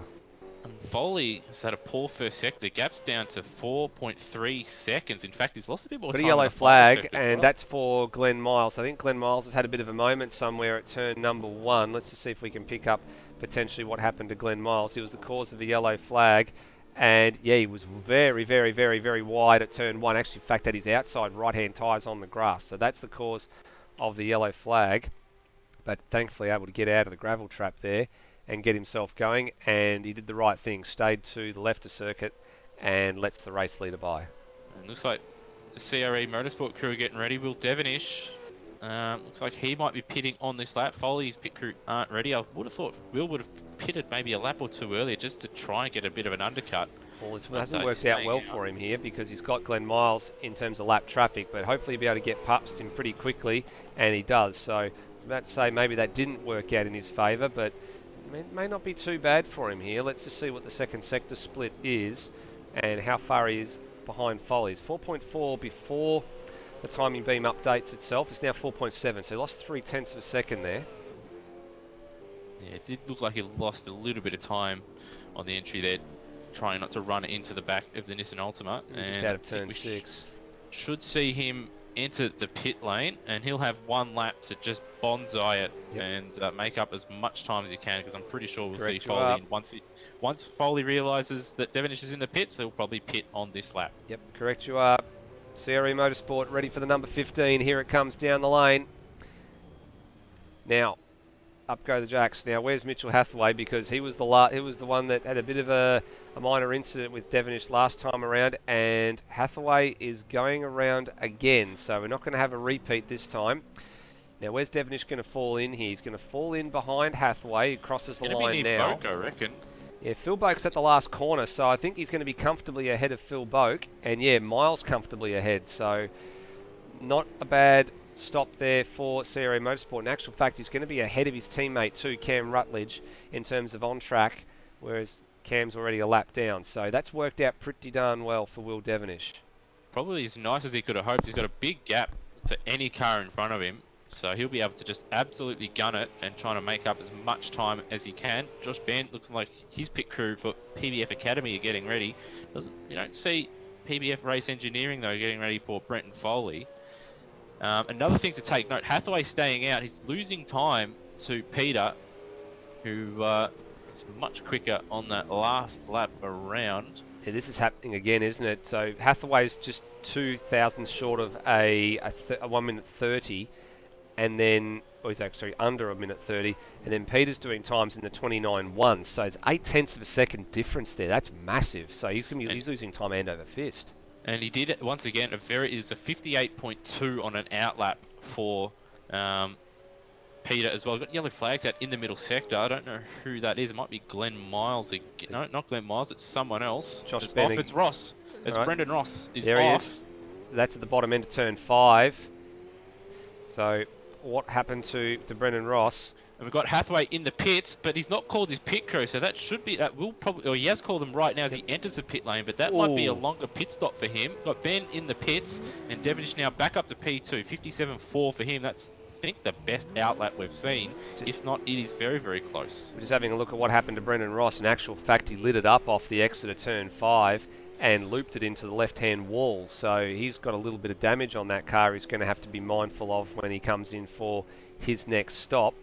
We've got Boak in the pits, and we've got Peter coming down the pit. He's just crossing the start-finish line, and Hathaway's just exiting, or just unclipped the pit lane speed limit line. It's going to be line ball between those two into turn 2. Well, picking it up at the right time, warm tyres, cold tyres, warm brakes, cold brakes. Peter gets the job done. So the laps on the newer tyre have done the trick yet again.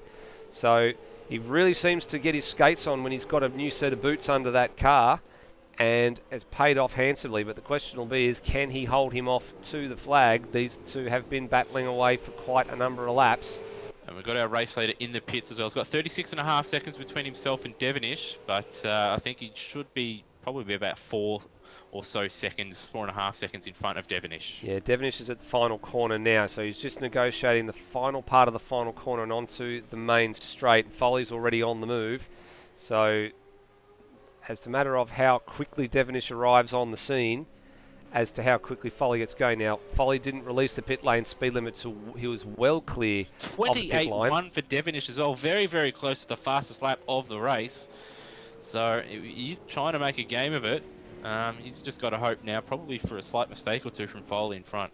That actually worked out super well for Brenton Foley, because he's ahead of Matt Williams, so did not have to contend with the lap traffic at the pit lane. But a bit of a flash of the lights for Matt Williams. I'm not sure what all that's about, but Foley has come out ahead of Williams there, so doesn't have to worry about negotiating him on the track. And actual fact, we'll get a time reference now. It's 4.2 seconds is the sector split. These two continuing to flash their lights. I don't know what they're doing, but they're just flashing away.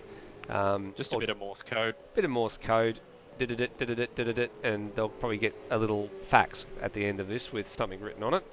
And probably "you are a ranger" Foley is probably probably what Matt Williams is saying, and Foley's probably saying "get stuffed." Yeah, probably over in the FCR Discord, I'd imagine. I didn't see them in the PBF Discord before, so I think they're probably over joining the FCR guys as they normally do for TCR Oz. Also got Peter he's got 1.5 seconds over Mitch Hathaway as well, so he's just eked away just a little bit and doing quite nicely at the moment. He'll be hoping this time, though, not to make a mistake and allow Hathaway back through, because he has been better throughout the race. So the field pretty much getting cleansed now, as most of the drivers are taking or have taken their second and final stop. So top 5 look like they're pretty much settled, or top 6. Yeah, top 5 actually. What's happened to Phil Boak? Phil Boak has gone down to P8, but I think he's got guys ahead that have not stopped yet. I don't think Davies and Turmo have actually stopped just yet, have they? Ross hasn't pitted, but he's behind him. Turmo looks like he's coming into the pits as well. He's had a shocking middle stint, has Turmo. In fact, he's got a bit of damage on the front of his car, and Davies hasn't pitted as well. So there's a couple spots that he'll make up. Yes, here comes Turmo now. So into the pits, that'll give Phil Boak P7 and D2 going for another lap. So actually 31.6 for D2, so he's had been pretty consistent with his lap times from what we've been seeing when he's got his head down. At the front, gap has come down to 3.3 seconds, so good lap last time out for Devonish, and a little bit of traffic on this lap is helping Devonish just a little bit, or just close in just a little bit. Yeah, so a little bit of time here, so Glenn Miles gets smartly out of the way at turn 8. Next man up is going to be Matt Williams. Yeah, the times have come down quickly. So Devonish was purple in the middle sector too, and by a margin. So he was 2/10 quicker than Foley in sector 1. He was 6/10 quicker than Foley in sector 2, and set a purple sector for sector 2. Using all the road and the exit on and more right there in the final corner. He will get a little bit of a slipstream, but I don't think that slide would have helped him. No, and it's 28.2 that time around to Foley's 29 flat. Yeah, so not a good lap, but I do think Foley was sort of balked a little bit from Glenn Miles in front. Yep, Matt Williams gets out of the way on the run down to turn 2, so that's an easy pass for Will Devonish. So it's not over yet, 8 laps to go. He's going to have to continue to chop that margin at this rate if he's going to be right on the back of him and try and make a fist of this.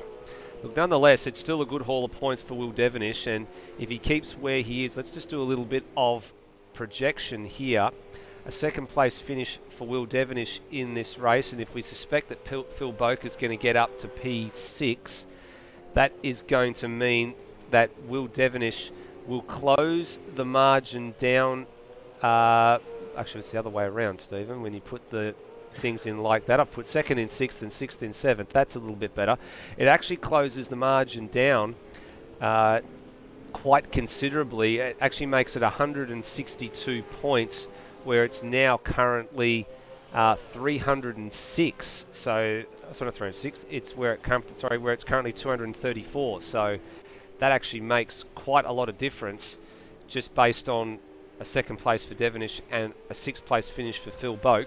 But of course, Brenton Foley's going to skip away by another handful of points again. So Foley, he'd had enough of bleeding time. Purple middle sector, and now fastest lap of the race. First man into the 27s. That would have, well, it's faster than the pole time.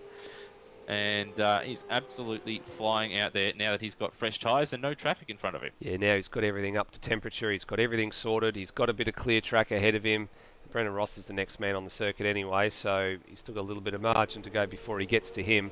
But now this is the response, isn't it? Devonish has issued the challenge, and now Foley has started to respond. PB from Josh Ben in P3 as well, so 28.9 for Josh Ben. Got Hathaway, he's right up close behind Peter in front of him. He sets his personal best on the last lap, did Hathaway, and has been very, very consistent since the pit stop, setting personal best and close to. Well, comes at him under brakes too. Have a look at that. That was a huge gain under brakes. But on the other side, Peter just hasn't got the drive off the corner. Hathaway just carried a lot more speed and got going and really closed that margin up. We see this thing, as it's been referred to, called the elastic gap, where you close up under brakes, but then the car ahead of you gets on the accelerator a bit early, and it's like a rubber band where it just stretches back out again, but not on that occasion. Yeah, Martin Brundle does have a word for it, but I can't remember it off the top of my head at the moment. But I think as well, Hathaway does have the fresher tyres, but he does have probably a 3 or 4 lap window before his tyres probably start to end up like junk. And obviously both himself and Peter in front of him are on junk tyres, and it probably makes it difficult for him to get by. Well, he's following as closely as he dares in the wheel tracks here without getting too close to try and upset the car in front, and that's really, really close on the braking through turn 11 as well. Is that a should get a decent run. Not quite as wide as Peter. Different and he will get lines the too. slipstream. He will get the slipstream. He's not going to be close enough to do his silly little look into turn 1. But I reckon if he has a good run through turn 1, I reckon he's a good chance to make a move here into turn 2.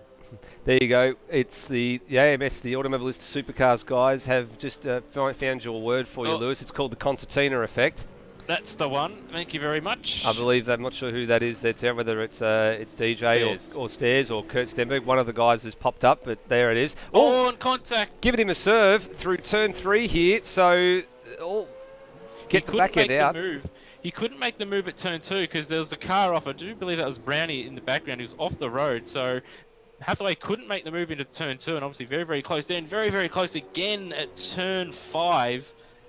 No contact this time, thankfully. I think Hathaway's just going to be a little bit patient. His next probably chance to pass is going to be at turn 8.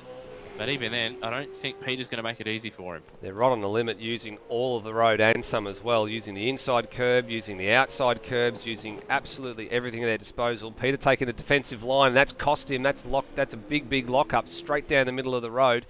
Hathaway just carrying so much more speed, but he's got to set this up. He's got to set it up out of the last turn, so just needs to bridge the gap, just needs to get in the right spot here. Look at the different lines. Helicopter cam giving you a very, very good look at how they approach these corners. That wider line paying dividends for Peter there. He was able to get on the power a bit earlier. Didn't quite get the nose in probably as well as he would have liked, but it gave him a better exit anyway, and he'll hold on into turn 1, but Hathaway will be close enough to make a deep dive into turn 2 should he want to choose to obviously do it.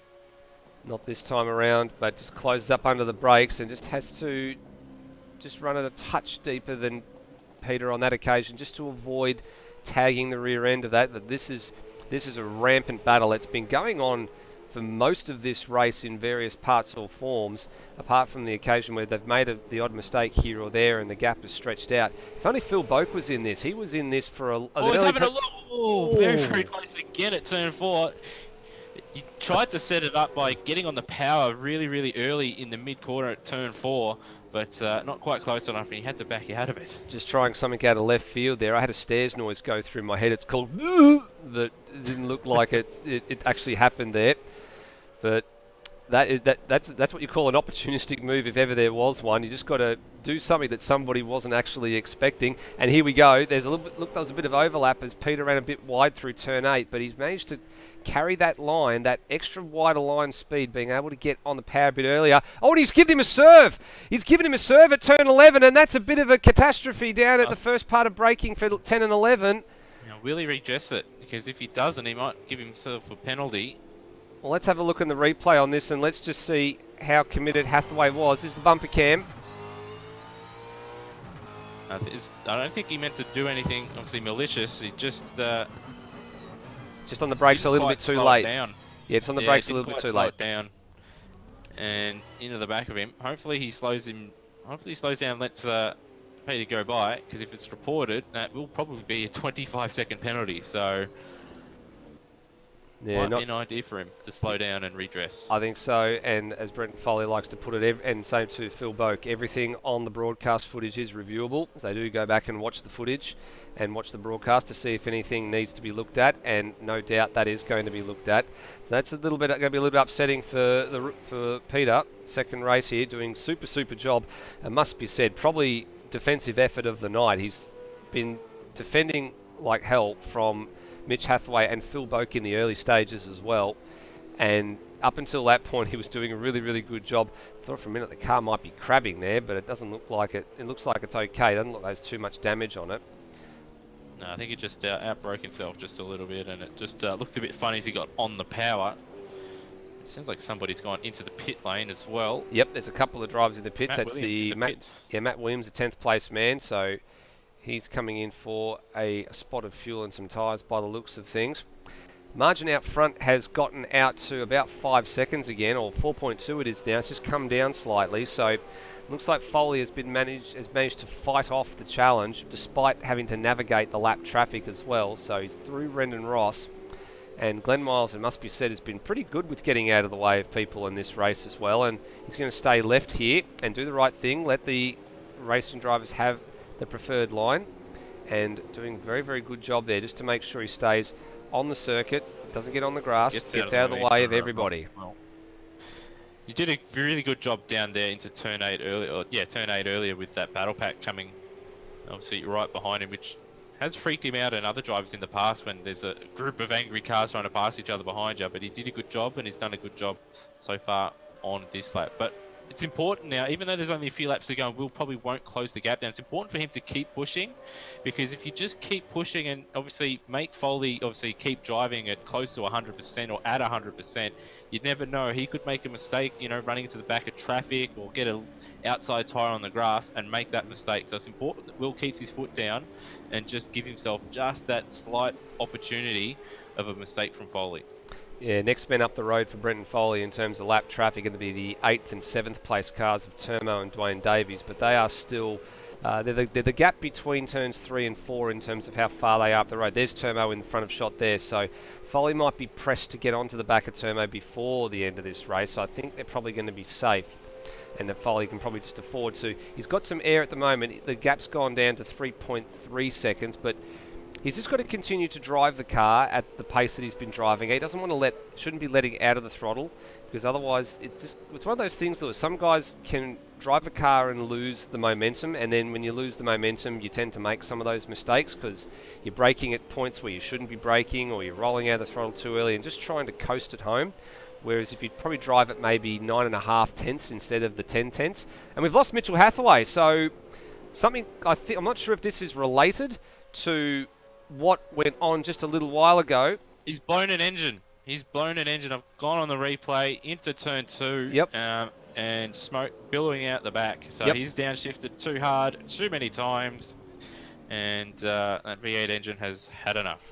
That is heartbreak within sight of the checkered flag for Mitchell Hathaway. So that then gifts Phil Boak 5th place. So that is some noteworthy points in terms of this championship. If we actually take a look at how many points he will inherit as a result of that. So he was on track for 204 points. He's now on track for 222. We pay tribute to Richie Beno there. 222.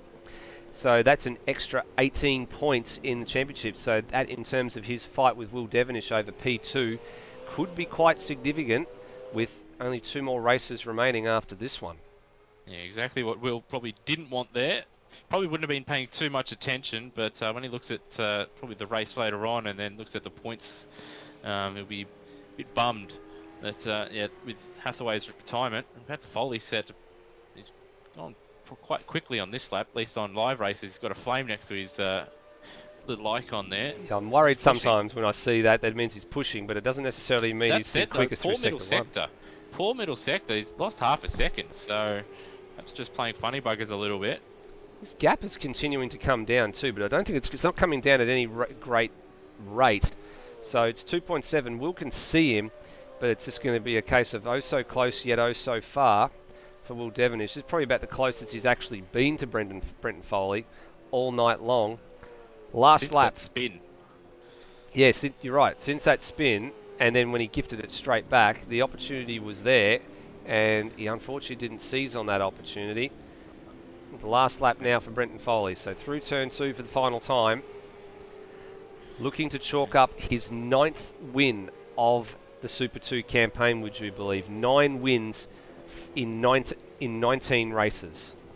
And he's only just led the championship after, obviously, the last round of Bathurst. So he's been Correct. dominant, but his DNFs and issues that he's had have cost him dearly. Yeah, as I said in the broadcast for Bathurst, it was an utterly dominant performance. Hans Brunswick went as far to say as it was brutally uncompromising. And the amount of margin that he put on yourself, especially Lewis, absolutely staggered belief. Yeah, he's certainly untouchable, at least with Will Devonish and Phil Boak, unfortunately, not in the race. He was certainly, he was untouchable. The pace he showed was quite good. Well, 13 is unlucky for some, but for this man, his luck continues on in this championship. He chalks up his 9th win, 300 more points for his championship challenge, and more importantly, he stays in front of the Super 2 standings. Brenton Foley, race 19 winner, ahead of Will Devonish. Much well-deserved P2 for him, and quite a substantial margin. Half a minute back to this man. Josh Ben, super effort, and he'll be smiling from ear to ear with his first podium just a couple of 100 metres away. Yeah, he hasn't been on the broadcast all that much, but he got a good start and he's had a really nice and clean race. And it's got to be said, his race, not bad. Not bad. Sorry, not bad. Only 30 seconds behind, but not bad. Absolutely Third place. not. Good result. Absolutely. Third place in Super 2. His best result in Super 2 and his best result in AMS Oz competition as well. So too, best result for this man. Peter started on the front row of the grid. Only lost 2 places since the drop of the green flag, but very, very well done on only his second race in the category. So that is a super effort. Phil Boak will be a little bit miffed with P5. He was in that thick of the battle. He could have had P4 tonight. Well, he could have, but I don't think he had the pace And to nick it. Promptly destroys his car. Probably just, yeah. I don't think he quite had the pace to get P4, but early on he did give himself every opportunity to finish in P4 by having a fantastic start there and being behind Will Devonish early on. But yeah, just didn't quite have the pace or consistency. It's the same with sort of Peter. He did show really obviously good pace in qualifying, but I didn't quite have that killer pace that the front three demonstrated. Yeah. D2, the first Mustang home in P6, Turbo home P7. Those guys were the last of the cars that were on the lead lap. Brendan Rossi was the first man that was home 1 lap down, so he gets home in what is 8th place. And then your 9th place man, Matt Williams, so he's also in the midst of line locks and burnouts at the moment. And then Steve Burko rounds out the top 10. Cam Rutledge, he finished. Mitch Hathaway's classified 12th despite DNFing, so we might have to have a look and see how that is going to go down in terms of points, if there's a 75% or a minimum distance to be met in order to be classified. So that'll definitely be looked at. On the other side of this, and Browning and Glenn Miles, the only other 2 men to get home, despite being a couple of laps down at the flag. The only other retirement is Ben Rhodes out of P15. He was the last man on the timing sheets, but he was also the first man out of this race. Well, there's a hot one on the circuit, and there's a hot one down here in Victoria too.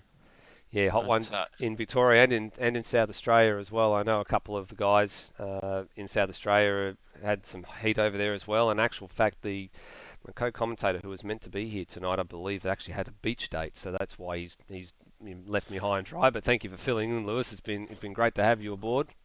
That's all right. I was planning on trying to make it for the race, but I think obviously with this heat, I probably would have just melted, and it would have been just a sweat puddle in my seat instead. So glad I commentated, and quite an entertaining race with obviously fantastic battles between Will Devonish and Foley all night long. And then obviously the battle between Peter, Mitch Hathaway and Phil Boak for quite a while too. No, absolutely right. Definitely treated to some great racing tonight.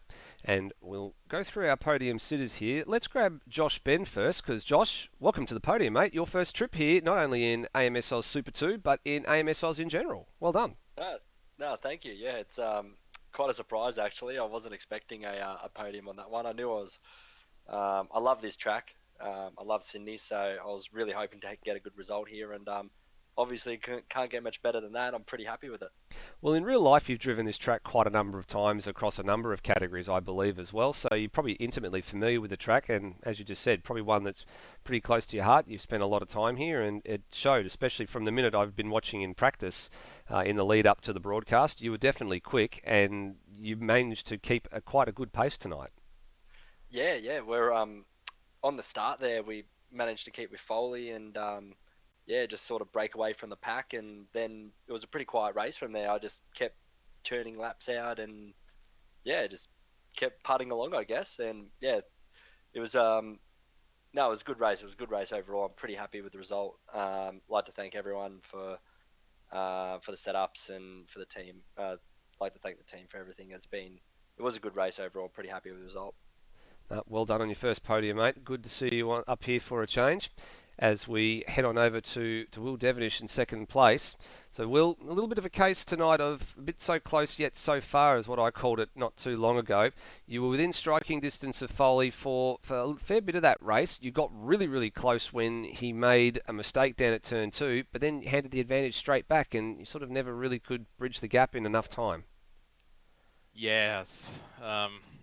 I knew he was going to be fast, and admittedly, this isn't a track I actually like very much, so I was really happy with the performance tonight.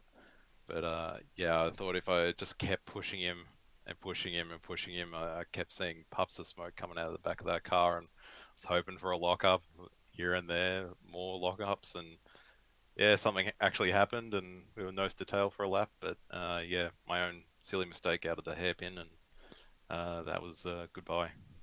No, certainly the case. We saw that you were able to put down some very, very good laps early with the new tyre on as well. So, of course, you were probably looking to try and cut as much of an advantage out of Brenton Foley as you could on that new tyre set by going maybe 2 or 3 laps early ahead of the pit stop. You were flying along for a while, but then obviously once Foley got going with getting his tyres and stuff up to temperature, he was able to pretty much answer the call straight away, especially in that final stint.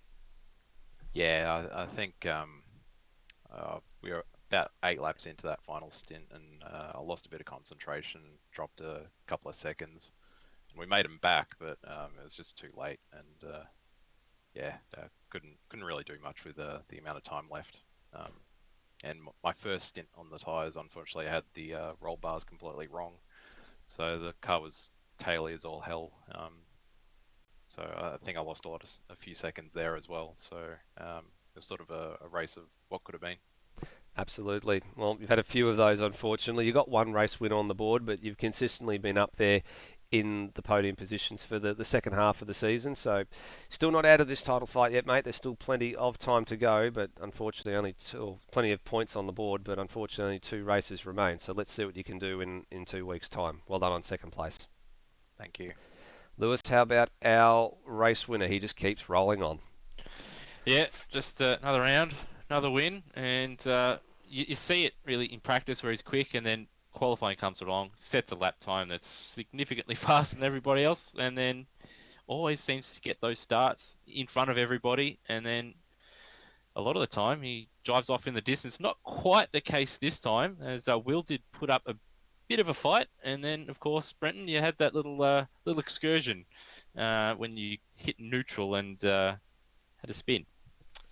Yes, I was very, very lucky to get away with that one. I thought for sure the engine was gone, but I managed to stick my left foot down on the clutch as quick as possible, and somehow it didn't blow up, but got away with that one. Came out of the pits, and I went to hit my light button to flash the headlights to, I don't remember who it was now, and was in the heat and had a mind blank and just hit a complete wrong button on the complete opposite side of the wheel, and threw it into neutral, and then in my panic actually threw it into reverse, which is what caused a spin. Yeah, I did notice that when we jumped on board, and then obviously it was squeaky bum time with Will Devonish right behind you with plenty of laps to go, and obviously at that point of the race as well, just coming into the range of sort of that second stop region, did you think, okay, he might try and undercut me at some point here, I've got to get a bit of a wriggle on and try and create that gap back up again? Yes, definitely. Panic stations set in. I knew I had the, I think, 2 lap better tyres because I set that up. I thought to myself on the warm-up lap that if I get a little bit of a gap at the start, I can utilize that to use it to get a slight tyre advantage. I knew I had that, and I had to kind of blaze on. I was a little bit rattled after the incident, but yeah, I don't know. Will made a mistake or something, but I luckily, yeah, the gap went back to where it was. And certainly, and then obviously with actually, I was going to think. I did have a question. I've had a mind blank and completely missed it. But anyway, congratulations on once again taking your 9th victory of the season. You've inherited the championship lead after Bathurst, and you're looking strong with only a couple rounds to go. How do you feel with your prospects of the championship? Oh, I don't want to talk about it too much because I've had incidents in the past, and I don't want them to happen again. So touch wood, it's looking all right, but I've just got to make sure I continuously podium. I know we got Sandown next, and Will is extremely fast there. He was level above the field last year and dominated the race. So I've got to put some work in to find a little bit of pace there because that's definitely a track of his strength. But I'm looking forward to it. All right. Well, back to you now, I think. Thanks, Lewis. Yeah, you're right. Last year's Sandown race was quite an entertaining one, and I actually think after talking to a number of the drivers during the practice session before tonight's broadcast that a number of them are actually looking forward to Sandown as well. So it might not just be Will that might be quick there. I think there's a few drivers that are rubbing their hands together for 2 weeks from now when we head to the home of horsepower in the southeast of Melbourne for the second last stop on this year's Super 2 calendar.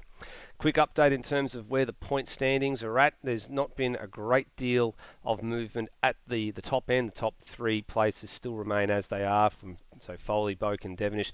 Termo is the mover tonight, subject to the situation with Mitchell Hathaway. He's obviously not finished the race, but has come across the line in 13th place. So subject to whatever happens there with the point standings, Termo has jumped up into 4th place overall. He's on 2,211 points. So he's mathematically he's still in the hunt, but he's actually looking at the points. Sorry, no, he's not. He's outside the way to challenge, but his task now is to try and get 4th place overall in the championship. Some of the guys were saying they're happy to finish in the top 10. He's just happy now to be trying to fend off the likes of Mitch Hathaway, Cam Rutledge and Brendan Ross for 4th place. One of the other movers tonight is Josh Ben, so he now jumps up into the top 12 on our points graphic. And now, also with Brownie moving up the order as well, they finally push JP Courier out of the top 12 points graphic. He's been there for quite a while since he elected not to take up the series anymore out of Townsville.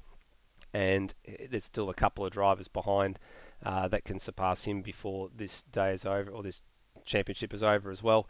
The next man we haven't seen for a while is Billy Dougal Salonga. He's in 11th place, so the likes of Josh Ben and Brown will be looking to try and leapfrog him in the next couple of rounds as well. So just 2 more remain, Sandown and Oran Park. They are 2 weeks apart, 2 weeks from now, and then 2 weeks from that next race as well. So we'll be finished by the 28th of November. We look forward to your company in 2 weeks for Sandown. Thank you again, Lewis, for jumping in at short notice. No worries, and hopefully Sandown is just as much of a cracker as what this race was with some of the battles we had. Certainly going to be an entertaining one. We'll see you next time. Please drive safely, and bye for now.